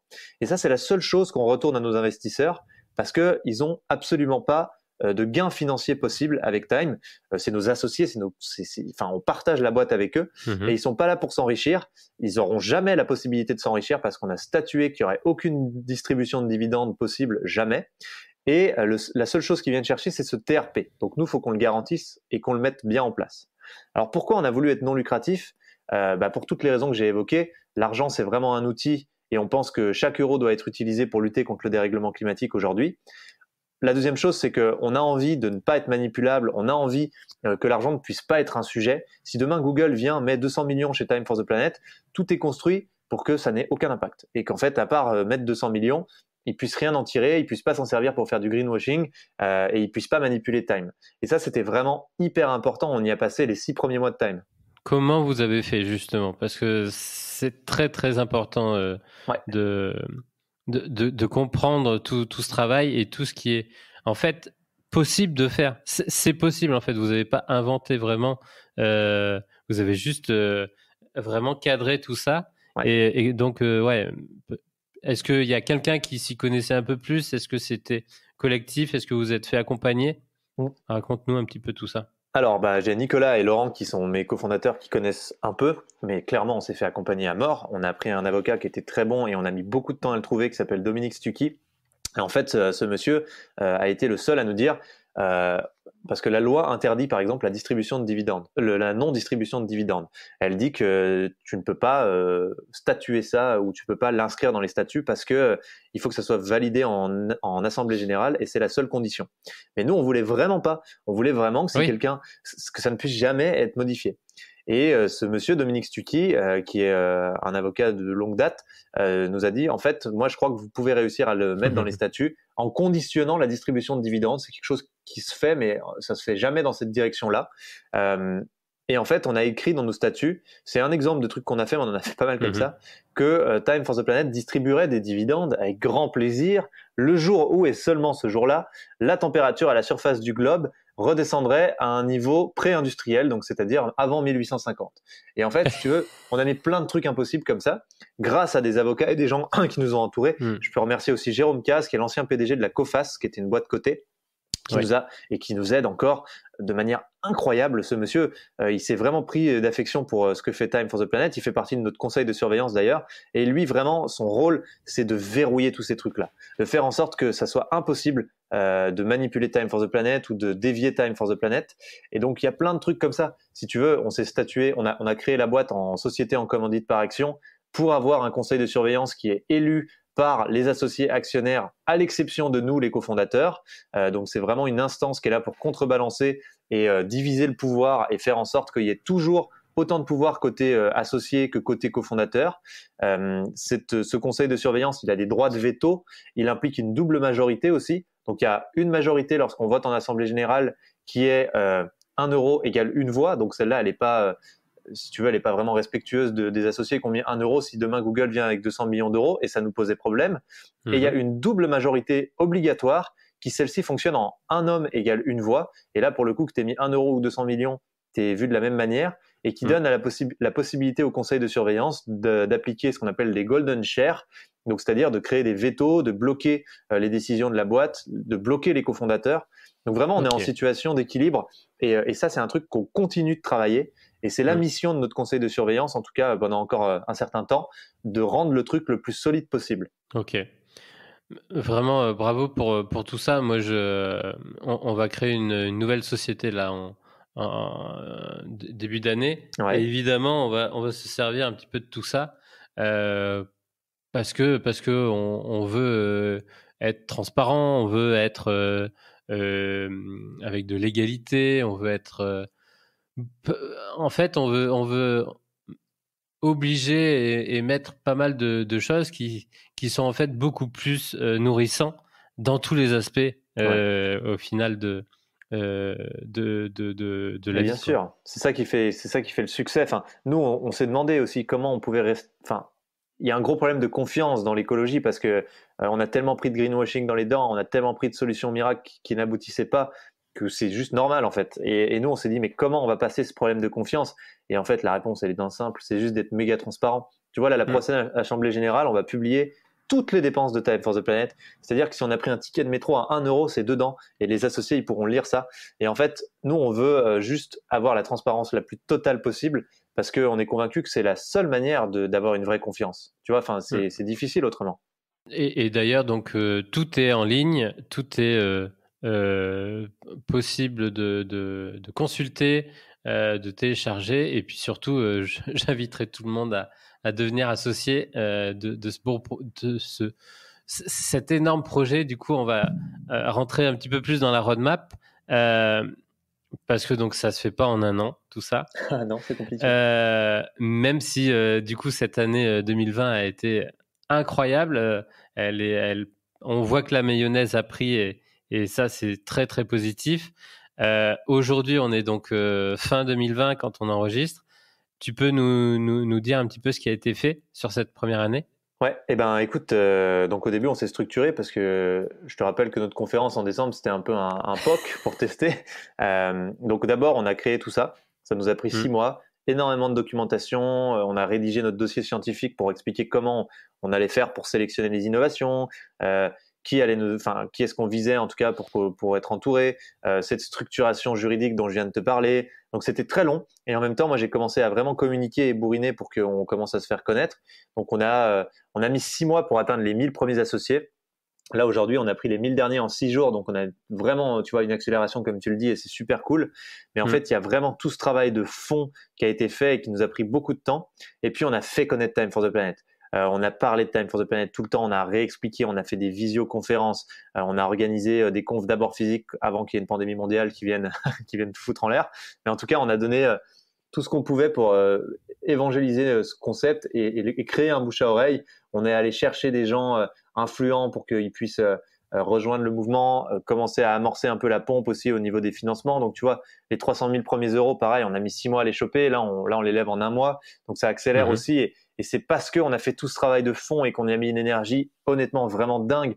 On a répondu à chaque commentaire, on a travaillé à faire des contenus qui soient vraiment très clairs, qui soient limpides, que les gens puissent s'approprier, qu'ils puissent exprimer l'idée et surtout ce qui les a rejoints. Votre site est hyper clair, vraiment très très bon, on comprend tout. Ça donne, enfin même ça donne plein d'idées, tu vois, à un entrepreneur, à un innovateur. Il y a déjà plein de clés, de leviers possibles sur le site. Ouais. Bah, c'était vraiment un gros travail et c'était vraiment ça aussi, si tu veux, les fondamentaux pour pouvoir faire ce qu'on fait aujourd'hui parce que on avait besoin que les gens puissent comprendre l'idée en un claquement de doigts, ressentir l'ambition, mais aussi pas le réalisme, j'aime pas ce mot, mais enfin le fait qu'on soit logique et qu'on soit dans le vrai monde et qu'on ait les pieds sur terre et qu'on soit pas juste un truc aberrant. Et en fait, ça a mis 6 mois, tu vois, à installer. Et c'était vraiment une vraie énergie forte à développer pour créer aussi des contenus qui soient très bons et qui partagent ça de manière simple. On a fait beaucoup d'A/B tests, on a essayé plein de trucs. Et du coup, à la fin, là, en fin 2020, aujourd'hui, on a 1 250 000 euros de levée ce qui nous fait un premier palier intéressant. Mais là, il faut qu'on mette, on veut enlever 10 l'année prochaine, donc on va beaucoup accélérer. On a les premières entreprises qui ont commencé à investir, le premier fonds d'investissement. On a des gens comme Jean-Michel Aulas, on a des gens comme Jean Jouzel du GIEC aussi qui font partie de l'aventure, mais pas mal de nouveaux aussi qui sont vraiment, enfin, on en parlera l'année prochaine parce que c'est pas encore officialisé, mais qui sont vraiment importants et ça fait plaisir, en tout cas, qui sont crédibles dans l'écosystème scientifique. On a monté notre comité scientifique avec 14 vraiment des sommités, et là je suis très fier de ce que Denis, mon associé, a réussi à faire, parce que c'est vraiment des gens qui sont très crédibles au niveau européen et mondial dans leur domaine. Donc là on a un vrai comité puissant. On a créé notre réseau d'évaluateurs, donc qui sont des gens qu'on forme pour venir présélectionner les innovations de Time for the Planet. On a reçu plus de 200 innovations. Là, les 11 derniers jours, on en a reçu 47, donc ça accélère vraiment. On a préparé vraiment l'année prochaine pour pouvoir avoir des investissements de grands groupes. On a créé un Climate Deal qui est destiné aux entreprises. Ce Climate Deal, là, on est en discussion avec une quinzaine de très grands groupes. Tu vois, il y a des gens comme Microsoft. Enfin, donc, l'idée, c'est d'arriver à avoir ces 10 millions via ces grands groupes très rapidement sur l'année prochaine. Et en fait, on a mis en place vraiment tout pour accélérer, parce qu'on a aussi structuré horizontalement le mouvement. Et ça, c'est Nicolas qui a beaucoup participé en créant ce qu'on appelle la galaxie de l'action, qui permet à chacun d'aller plus loin que juste mettre de l'argent, même si ça fait c'est déjà une action concrète et puissante de mettre de l'argent. Mais on a eu beaucoup de gens qui nous ont dit comment je peux donner un coup de main, comment je peux faire plus. Et là, il a fallu qu'on le structure. Et donc, cette galaxie de l'action, elle regroupe les gens par planète. C'est des viviers de gens qui ont une compétence ou une caractéristique commune. Ils sont de la même ville, de la même école, ou alors ils sont juristes, vidéastes, traducteurs, enfin voilà. Et aujourd'hui, on a plus de 600 personnes dans cette galaxie de l'action qui s'impliquent à hauteur de leur temps, de leur expertise, de leurs moyens, pour pouvoir participer à répondre aux 2 besoins de Time for the Planet, qui sont pour l'instant accélérer la levée de fonds et augmenter la notoriété de Time for the Planet. Et ça, ils le font en créant des comètes, donc c'est des projets au service de Time. C'est soit nous qui les impulsons, nous les keepers comme on s'appelle, parce qu'on n'a pas envie d'être les cofondateurs, on n'a pas envie d'être, on veut pas mettre de hiérarchie. On est là pour garder les valeurs, nous, et c'est ça notre rôle. Donc c'est pour ça qu'on s'appelle les keepers. Et derrière, les gens sont là pour participer à tout ça à leur manière. Et du coup, on a plein de trucs. Tu vois, il y a le site qui est en train d'être traduit dans toutes les langues par des mecs. Il y a une comète que je trouve absolument incroyable. C'est des gens qui appellent tous les nouveaux associés. Dès qu'un nouvel associé s'inscrit, tu as 50 mecs qui sont organisés et qui se disent bah, vas-y, moi c'est bon, je le prends. Ils appellent, ils disent bah, bienvenue dans l'aventure, merci beaucoup, ça nous fait plaisir que tu fasses partie du truc. Si tu as des questions, je suis à ta dispo. Mais t'imagines le care de malade, genre ça c'est fou quoi.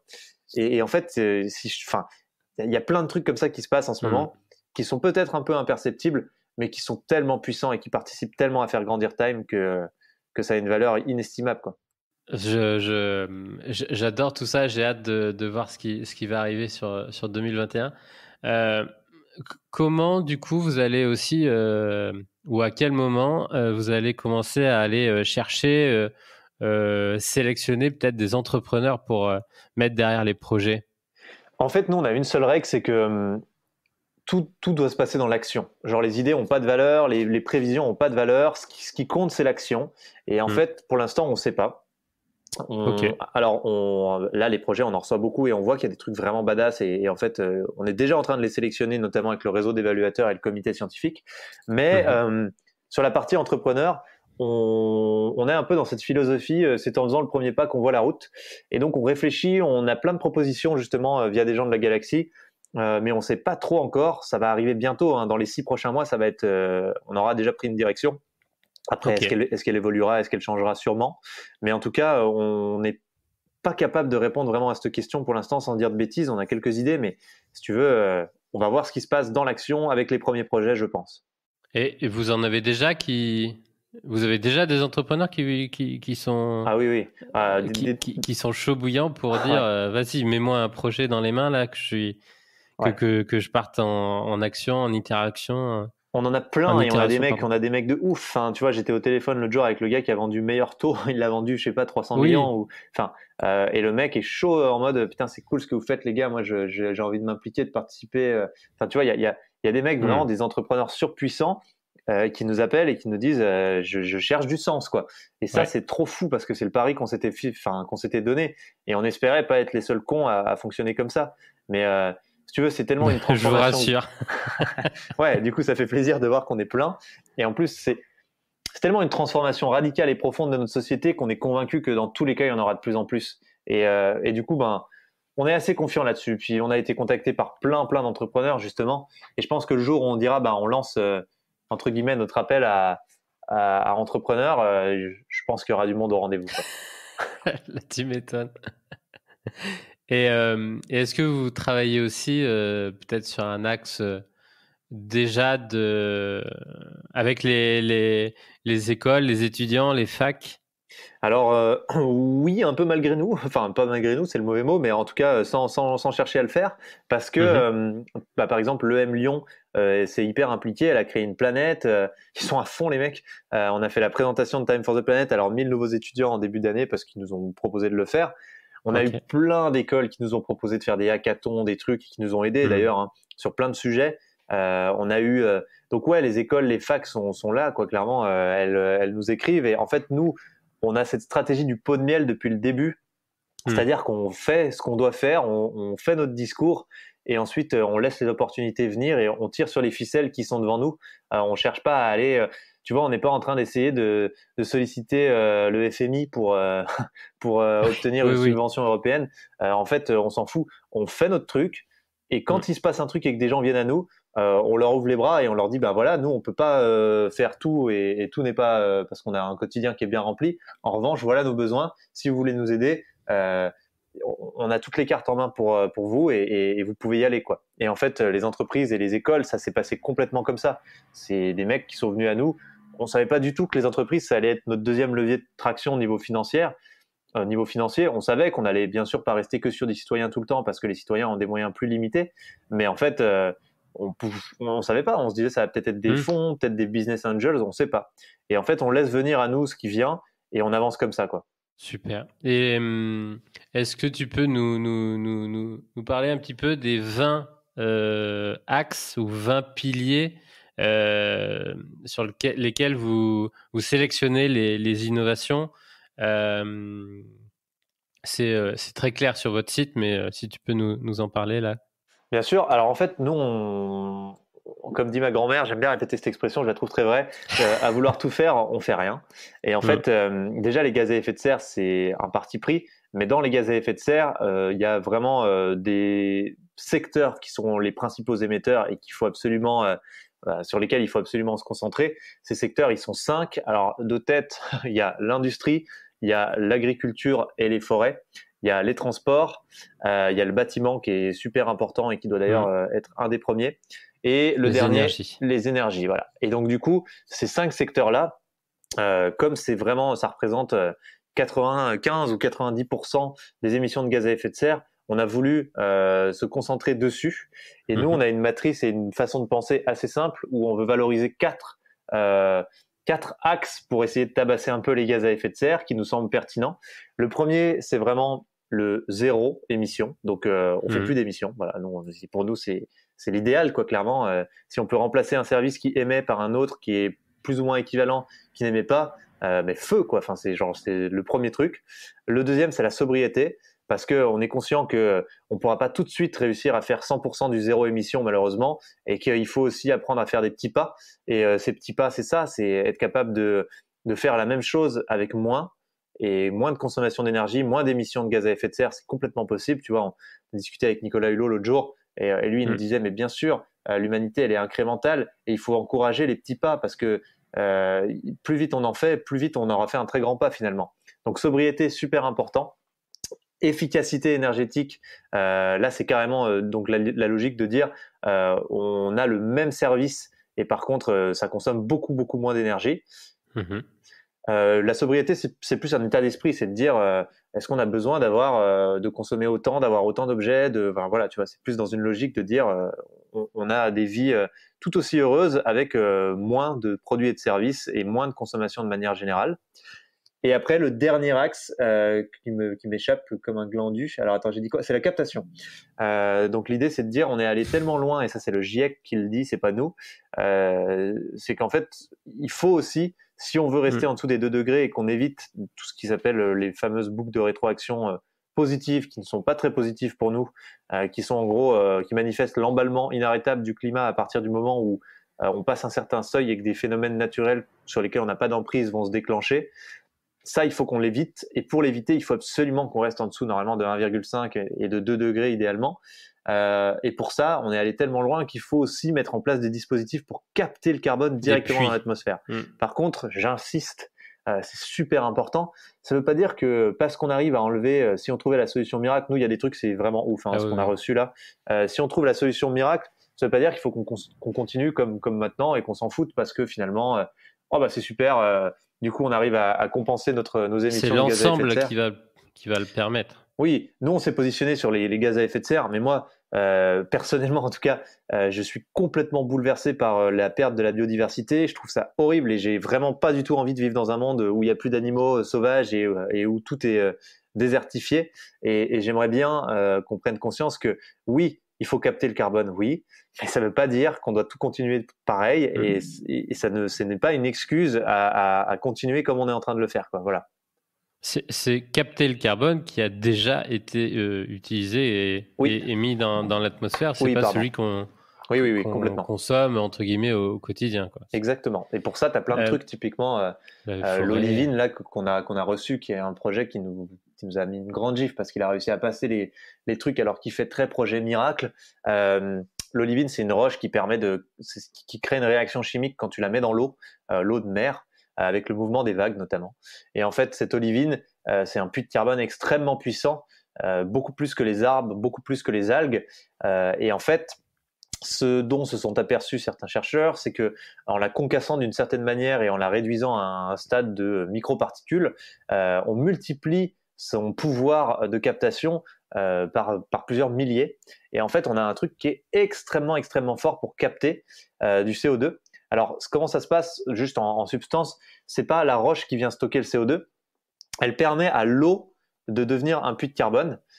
Et donc, c'est l'eau qui vient stocker le CO2 grâce à la présence d'olivine. Voilà, c'est comme ça que ça se passe au niveau de la réaction. Et en fait, elle a un double effet qui est complètement dingue. Le premier effet, c'est déjà si on l'épand sur 2% des plages du monde, on annule les émissions de gaz à effet de serre mondiales de l'humanité. Donc, c'était des stats, ça fait halluciner. Et le 2, elle permet la régénération du corail. Donc, en fait, si tu mets beaucoup d'olivine, tu régénères la barrière de corail, tu régénères. Donc, c'est totalement fou, ce truc. Et il y en a beaucoup d'olivine? Alors non, il n'y en a pas beaucoup. C'est là la difficulté, parce que sinon on aurait sûrement déjà que des plages en olivine. Enfin, c'est très récent, la découverte de l'olivine, donc ça explique ceci. Mais en fait, c'est pas une roche qu'on sait faire, qu'on sait synthétiser, on peut pas. Elle est expulsée par les volcans, en fait. Elle vient du centre de la planète. Mais oui, il y en a beaucoup en surface de la planète, donc on en a assez pour faire ça. Mais le travail, c'est qu'il faut la concasser. Et puis, il faut trouver un modèle économique aussi à ça, parce qu'aujourd'hui, il n'y a pas de modèle économique. Et c'est là que Time for the Planet prend tout son sens, parce que si nous, on est capable de trouver un modèle économique à base de crédit carbone pour les communes qui épandent, de l'olivine sur leur plage ou ce genre de choses, peut-être que on va vraiment rendre possible, le fait de dépendre de l'olivine à grande échelle, quoi. Ok. C'est tellement complexe, puisque là, j'imagine que l'olivine, du coup, il faut l'extraire de son milieu naturel et puis il faut l'amener ailleurs. C'est très, très complexe et je pense que heureusement, vous avez ce comité scientifique pour gérer un petit peu tout ça, parce que on se laisserait aussi embarquer dans des aventures un petit peu comme ce que tu avais fait avant, en disant ça c'est cool, et en fait il y a des effets négatifs à moyen terme, à court terme, à long terme, qui inversent tout ça. Donc ça, c'est très très complexe. En fait, c'est les fameuses externalités dont on parle souvent. Typiquement, si tu trouves un truc super pour réduire les gaz à effet de serre, mais que ça pourrit de la flotte par milliards de tonnes d'eau, c'est absurde. Et en fait, ça fait partie des critères de sélection de Time for the Planet dès le départ. Donc, dès les réseaux d'évaluateurs, on a la partie externalité à prendre en compte. C'est aussi pour ça qu'on veut avoir des milliers et des milliers d'évaluateurs, parce que ça nous permettra de vraiment ne pas passer à côté d'un truc. Et ensuite, une fois que les évaluateurs ont fait la présélection, toutes les innovations qui ont réussi à franchir cette étape sont soumises au comité scientifique qui, lui, a plein pouvoir pour mobiliser ces réseaux. Et en fait, on a pris 14 experts vraiment, vraiment très complémentaires. Tu vois, tu as des gens qui sont vraiment experts sur la partie météo, tu as des gens experts sur la partie agriculture. Enfin, on a repris aussi ces 5 secteurs et on a essayé de les découper. Et ces gens-là ont des réseaux, ils peuvent accéder à peu près n'importe qui, en tout cas en Europe et dans le monde, sur leur thématique. Et c'est ça l'objectif, c'est que ils puissent aller valider qu'il n'y ait pas d'externalité. Après, si on fait des erreurs, on les fera tous ensemble, entre guillemets, parce que de toute façon, on essaye des trucs. Et comme on l'a dit aussi, il faut avancer, même si tout n'est jamais parfait. Tu vois, par exemple, l'électrique, moi, ma position, elle est assez claire. Je ne parle pas au nom de Time, je parle au nom d'Arthur Aubeuf, mais si aujourd'hui, on a 5 trillions par an de R&D dans les énergies fossiles, c'est simplement parce que le marché, il est toujours là, quoi. Parce qu'il y a de la demande, quoi. Et en fait, ça ne permet pas d'orienter de la R&D massive vers l'électrique. Donc évidemment, l'électrique n'est pas encore au point et c'est pas encore top parce que les batteries, c'est un enfer en termes d'écologie, parce qu'il y a plein de problèmes. Mais en fait, si on n'est pas capable de montrer que la demande est ailleurs et donc d'orienter les budgets, de les flécher pour que la demande finalement devienne importante sur d'autres secteurs, bah, on va jamais améliorer tout ça parce qu'on n'aura pas les moyens d'avoir une vraie R&D. Aujourd'hui, tu vois, les SUV, ils polluent moins qu'une 4L au tout début de l'industrie automobile parce qu'on a tellement optimisé les moteurs, on a tellement optimisé. Et en fait, c'est ce qui est le plus con en plus, c'est qu'on a compensé cette optimisation de consommation par le poids des véhicules qui a augmenté drastiquement parce qu'on s'est foutu à foutre des SUV, justement. Mais en tout cas, ce que je veux dire, c'est que si demain, on avait 5 trillions par an de budget pour la R&D de l'électrique, mais je peux te dire qu'on aurait résolu les soucis depuis longtemps. On aurait des batteries qui ne demandent plus de métaux rares, on n'aurait plus besoin de les extraire je sais pas où, on aurait probablement plus besoin d'aller fabriquer notre électricité avec du charbon à l'autre bout du monde. Et en fait, on en revient toujours à cette question, tout n'est qu'humain. Tout ça, là, tout ce qu'on appelle la vie, c'est juste voilà, des accords entre des gens qui sont régis par une confiance tenue par l'argent qui permet de faire tout ce qu'on fait. Donc si on permet à l'argent de financer d'autres choses et qu'on flèche notre argent à nous, ça définit vraiment l'impact qu'on va avoir sur le monde pour de vrai. C'est pas juste une phrase. Et donc c'est pour ça qu'il faut aussi encourager les nouveautés parce que oui, au début, elles sont pas idéales. Oui, il y aura sûrement d'autres problèmes. Mais à partir du moment où on constate ne serait-ce que 5% d'amélioration, il faut y aller parce qu'après, on va amener la demande sur ces nouveaux modèles et du coup, on va amener de la R&D, de l'argent et on va optimiser de plus en plus et ces 5% vont peut-être devenir 50%. Donc, c'est vraiment important de comprendre ça pour moi. On le sentait, on l'a compris. Moi, je pense que les auditeurs et auditrices d'Aventure Humaine sont assez sensibles à tout ça et peut-être n'ont pas de solution. Donc, la solution, c'est de devenir l'éco-associé tous ensemble d'Arthur et de tous les autres. On sera vraiment pas tout seul. Merci vraiment pour toute cette présentation du projet vraiment dans sa globalité. Aujourd'hui, ton quotidien, donc fin 2020 ou sur l'année 2021, là, peut-être que tu planifies déjà. Ouais. C'est quoi aujourd'hui le quotidien d'Arthur dans Times for the Planet? C'est un quotidien où j'enregistre des podcasts. Non, je fais pas que ça. Non. Mon quotidien, c'est de créer du contenu toujours parce que je suis convaincu que on crée la plus grande des communautés si cette communauté est capable de comprendre ce qui la lie et ce qui lui permet aussi de faire rayonner cette communauté.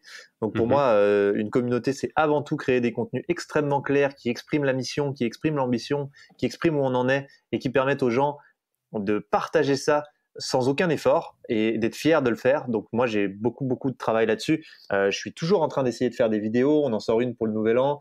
On en sort une potentiellement avant Noël, j'espère. On va voir en termes de timing si ça passe. Il y en a tout le temps qui arrivent, tu vois. Et en fait, pour moi, c'est essentiel de rabâcher aussi ce qu'on fait et de permettre aux gens de bien prendre conscience de ce qui est en train de se passer.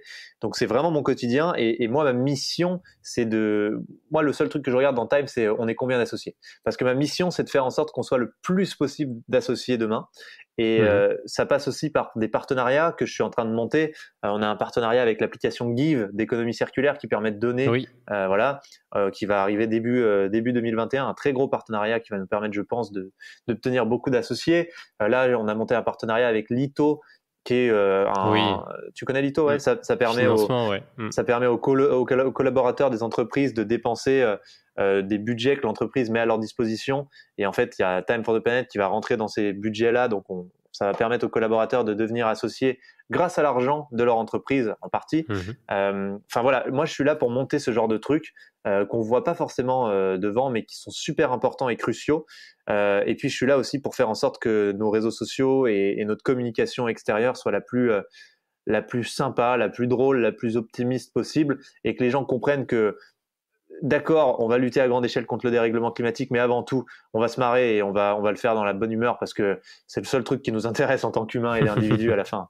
Ah, c'est super ça. Vous allez voir, il y a peut-être la vidéo qui présente le mieux, qui est sur le site. C'est pas en pissant sous la douche qu'on y arrivera. Donc, il faut aller un peu plus loin que cette petite action.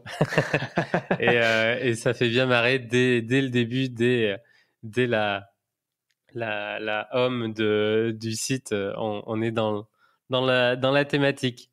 Exactement. On essaye de garder ça et j'espère qu'on nous le dira si un jour on perd ce truc-là et qu'on devient un site froid et qui ne donne pas envie de se bouger, principalement parce que ça a l'air cool. Ça sera un gros problème. Mais je pense qu'on arrivera à garder ça. Je pense aussi. Du coup, tu refais du sport, tu reprofites des montagnes aujourd'hui? Carrément, ce week-end j'ai fait du ski samedi et dimanche juste à côté de chez mes parents.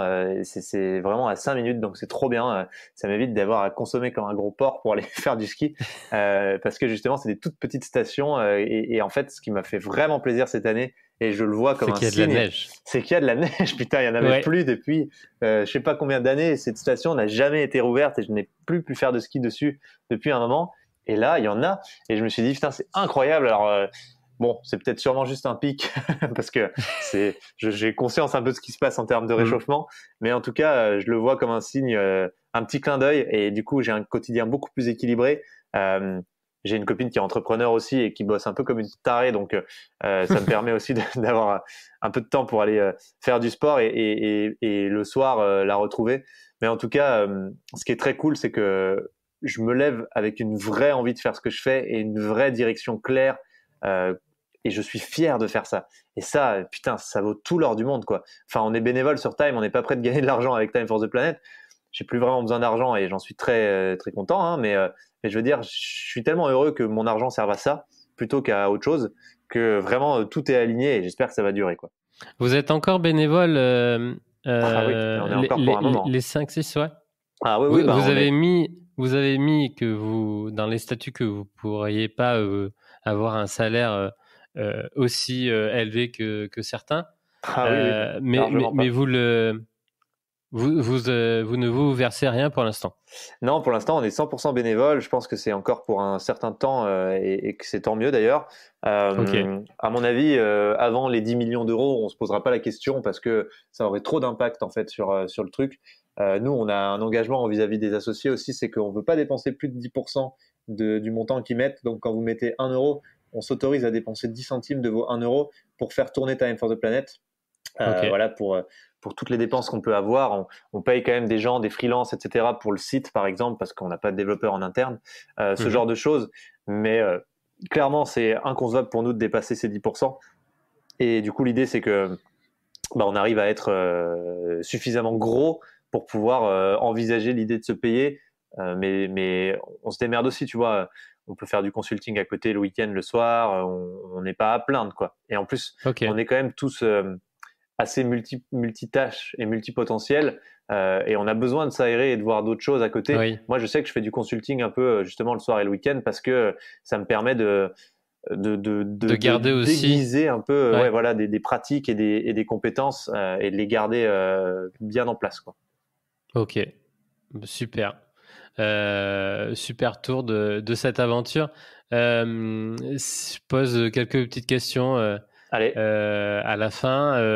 Est-ce que tu aurais envie de nous partager une culture, un voyage qui t'a marqué, que tu aimerais peut-être revivre après cette année 2020 où on a très très peu voyagé? En fait, moi, ce que j'aimerais dire et partager, c'est que il y a vraiment pas besoin d'aller au bout du monde pour voir des trucs fous et voyager.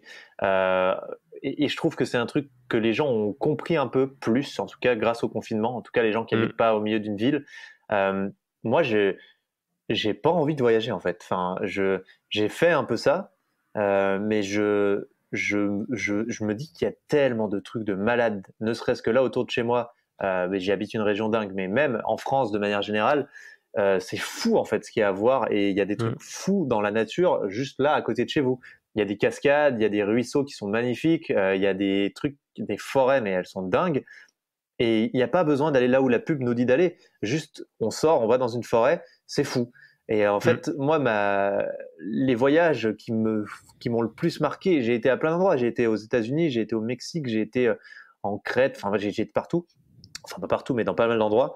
Et en fait, c'est pas ça que mon cerveau a retenu. En fait, ce que mon cerveau a retenu et ce qui fait mes souvenirs aujourd'hui, c'est des moments où je suis ici, là, à 10 km en haut d'une montagne, seul, il y a une belle vue, il y a le soleil, je regarde les montagnes, je sais pas quelle heure il est, j'ai pas mon téléphone, je veux pas savoir combien de temps ça fait que je suis là, et juste je suis seul avec mes pensées, et c'est un moment où je vis au présent pour de vrai, et où je sens que je suis vivant. En fait, quand on prend ces avions, qu'on court d'un truc à l'autre, qu'il faut qu'on soit à l'hôtel parce qu'il est beau l'hôtel, qu'on s'assoit au bord de la piscine, mais que c'est la même piscine que les 292 piscines qu'on a vues dans notre vie, je crois qu'on fait pas de souvenirs. Et je Mm. crois qu'il y a très peu de gens qui voyagent avec la vraie capacité de faire des souvenirs en vivant des vraies expériences. Et les vraies expériences, on les vit parce qu'on est seul, vraiment au contact de quelque chose, de la nature ou de quelqu'un. Et c'est important de faire l'expérience de ce micro-tourisme juste à côté de chez soi qui peut être surpuissant. Enfin, vraiment, moi, je suis convaincu et je découvre ça avec ma copine. On va faire des 3000 parce qu'il y a des belles montagnes à côté là. Mm. Mais c'est ça mes meilleurs souvenirs. Je monte avec elle C'est en haut d'un magnifique. 3000, on s'assoit et voilà, c'est incroyable. Et je pense qu'il y a tellement de trucs à voir juste à côté de chez nous. Souvent, on me dit, ah, c'est quand même chiant, on va plus pouvoir prendre l'avion. Oui, c'est chiant. Enfin, c'est chiant, oui et non. Bien sûr, s'il y a une obligation et qu'il faut aller pour un décès ou pour un heureux événement, prendre l'avion et aller ailleurs, ben, je comprends. Mais honnêtement, si c'est juste pour vivre des expériences, ça sert à rien, hein. Vous allez juste payer plus cher et perdre du temps. En tout cas, moi, je le vois comme ça. Après, c'est ma vision. Super, super partage. Est-ce que tu as une ressource, un livre, un film, une expo, un podcast à nous partager Ouais, aujourd'hui? ouais, j'ai un livre, il faut que tout le monde le lise. C'est Le Bug Humain de Sébastien Oui, Boller. Tu vois ce que c'est? oui, oui, je l'ai. Ah ben voilà, je trouve que c'est incroyable parce que on est vraiment face à un challenge d'autant plus énorme que si on est vraiment l'espèce la plus intelligente de cette planète, il va falloir qu'on soit capable d'aller dépasser euh, nos pulsions et notre fonctionnement Primaire, ancestral, quoi. mm, Et ça, c'est le vrai primitif. gros challenge, en fait. Le gros challenge, c'est pas de décarboner l'économie, hein. Le gros challenge, c'est d'aller plus loin que Que notre notre intelligence, fondamentaux. Ouais. on est ses propres, on est son propre ennemi et Ouais. le plus grand, chacun de nous individuellement, mais dans notre espèce aussi, en fait. Ouais, il y a un type qui disait, alors je sais jamais, j'arrive pas à me rappeler, mais euh, l'humain, il a subi trois grandes humiliations. La première, c'est qu'il a découvert qu'il n'était pas au centre de l'univers. Donc avec Galilée, Copernic, Mm. ça lui a fait très mal. Ça a mis du temps et on a beaucoup galéré pour passer à l'étape d'après. D'ailleurs, il y a quand même toujours 16% des Américains qui pensent que la Terre est plate, ceci dit.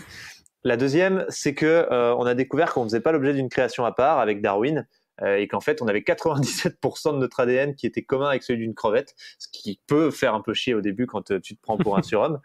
Et la troisième, elle est maintenant en fait, c'est qu'on est en Mm. train de découvrir que l'homme est un loup pour l'homme et qu'en fait notre propre intelligence est en train de nous faire nous suicider et qu'il va falloir dépasser et être plus malin que notre caractère primitif Mm. et que ce qui régit notre fonctionnement de manière ultra basique, à savoir voilà cette fameuse dopamine qu'on sécrète chaque fois qu'on fait des actions qui aujourd'hui sont destructrices parce qu'on est tellement nombreux et qu'on a tellement de pouvoir d'action, j'entends, avec le pétrole notamment et les machines, que en fait ça devient dangereux pour nous de laisser cette récompense avoir lieu, donc ce fameux striatum. je trouve que ce livre est vraiment, il fait réfléchir. Tu te dis, oh putain, là on a un vrai challenge. Et en fait, le challenge qu'on est en train d'affronter maintenant, il est beaucoup plus spirituel, physiologique que matériel. Ouais, exactement. Ça va beaucoup plus loin en fait que juste dire, on décarbone et on avance. Non, parce qu'on aura un autre problème demain. Tu vois, j'ai été contacté hier par des mecs qui utilisent le soleil. Ils font des panneaux solaires, mais ils le font d'une manière assez stylée. Et en fait, le mec me disait, ce qui est bien avec le soleil, c'est que c'est gratuit et illimité. Et là, j'ai tiqué et je me suis dit, putain, on est dans cette situation de merde aujourd'hui parce qu'il y a un mec, il y a 300 ans, qui a dit, ce qui est bien avec le pétrole, c'est que c'est gratuit et illimité. Mais vraiment. Hein. Et en fait, je me rends compte qu'il faut qu'on apprenne à plus faire ces erreurs-là parce que non, il faut comptabiliser les luxes. Et il faut que dans l'équation comptable, on les intègre maintenant, sinon on va faire une erreur, comme on a fait l'erreur de dire que le pétrole c'était gratos, et donc on s'est retrouvé dans un monde où on consomme 1,7 fois les ressources de notre planète chaque année, parce que c'est illimité vu que c'est gratuit. C'est pas gratuit, et il faut valoriser tout ce qu'on utilise, parce que sinon on va refaire la même erreur, et dans 10 000 ans, ou même pas, peut-être dans 1000 ans, il y aura des mecs, il y aura un problème avec le soleil, je sais pas lequel, et en fait on sera dans la merde parce qu'on n'aura pas comptabilisé ça, et que encore une fois on utilisera le soleil de manière absurde et plus du tout logique. Bon, voilà. Super. Évidemment, le bug humain, c'est la première fois qu'il est partagé sur Aventure Humaine, mais il est dans ma bibliothèque depuis cet été, je crois. Il y a celui-là et il y a Sapiens, en fait. C'est un bon mix, en fait, de lire ces deux livres à la suite pour prendre du recul sur l'humain, l'humanité, quels sont nos vrais challenges et pourquoi on en est là, de manière vraiment profonde, pas juste parce qu'on veut s'acheter des iPhones. Il faut qu'on comprenne que c'est quelque chose de civilisationnel pour de vrai, quoi. Très, très bonne remarque et ressource. Je voulais rebondir justement sur cette triple comptabilité. On a depuis, je sais pas, la nuit des temps, compté de l'argent, compté un moyen d'échange, mais il y a aussi cette comptabilité envers la nature et envers les hommes qu'on peut justement valoriser et regarder si on est positif, négatif, si on progresse, si on s'améliore. C'est une méthode en tout cas à mettre en place dans beaucoup de projets pour être un tout petit peu plus efficace. C'est Peter Drucker, qui est le père du management moderne, qui disait You can't manage what you can't measure. Et en fait, c'est exactement ça. Si aujourd'hui il commence à se passer des trucs côté réchauffement climatique, c'est aussi parce que on mesure, ça y est, très clairement. On a tant de ppm, enfin voilà, tu sais, c'est l'unité pour les gaz à effet de serre. Mais on est capable de dire à l'échelle mondiale, on émet tant, et chaque jour on émet tant. À cause de quoi? De ça, qui émet 10%, 8%, 6%. Et ça, quand on est capable de mesurer, on peut manager. Et donc moi, je suis très optimiste aussi parce que je pense qu'on est arrivé à un stade où on mesure très bien. Et donc si on mesure très bien, on va être en mesure de manager correctement. Et ça, il faut qu'on le garde en tête. C'est un peu triste parce que ça veut dire que c'est une logique où on comptabilise la nature, on comptabilise les êtres vivants. Mais si ça doit être notre solution à nous, être avec un cerveau très rationnel et très carré... Ouais, voilà, si ça doit être notre hack, faisons-le, quoi. Très, très bien. On a fait un gros tour de tout ça. J'invite donc tout le monde à aller sur le site Time for the Planet. C'est l'endroit, le noyau et le socle du projet à verser à partir d'1 € pour rejoindre l'aventure. Et puis à parler à partager, à dire bon bah ça y est, I joined. J'ai fait mon premier, j'ai fait le saut. Même si vous êtes salarié, vous dites que vous êtes co-associé maintenant d'une très très belle entreprise, très positive, qui met en route le cercle vertueux. Et ça fera du coup le bonheur d'Arthur en haut de sa montagne, qui dira c'est bon, aujourd'hui on a 500, 1000, 10 000 co-associés supplémentaires et du coup la mission est remplie. Exactement. Merci beaucoup Arthur. Merci, on laisse ça comme appel à l'action. Il y a aussi LinkedIn, Insta, plein de contenu que tu partages sur les réseaux et que tout le monde peut voir. Oui, carrément, mais c'est vrai que l'appel central, c'est juste si vous n'avez pas beaucoup de temps, vous avez maintenant un moyen d'action concret grâce à votre argent, donc je vous invite à découvrir l'aventure et si ça vous plaît, à la rejoindre. Et si vous avez du temps, vous pourrez aller plus loin que juste mettre de l'argent en rejoignant cette fameuse galaxie de l'action, mais tout est expliqué sur notre site, donc je vous invite à aller visiter ça. Merci beaucoup Arthur, merci beaucoup à tous de nous avoir écoutés et je pense que cet épisode va être diffusé en tout début d'année.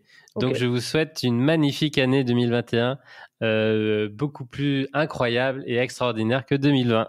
Si votre bonne résolution pour cette année, c'était de changer le monde, qu'est-ce que vous en dites? Allez, on se fait cette punchline de fin avant de partir. Merci beaucoup, ciao. Merci Gaël, salut. Merci d'avoir écouté un nouvel épisode d'Aventure Humaine. Partage-le, note-le 5 étoiles et commente-le sur Apple Podcast. Ça nous permet de vraiment progresser dans les classements. Et comme disent nos amis québécois, chaque témoignage serait grandement apprécié. On te retrouve donc vendredi prochain pour découvrir le portrait et le parcours d'un nouvel aventurier de la vie. D'ici là, prends soin de toi.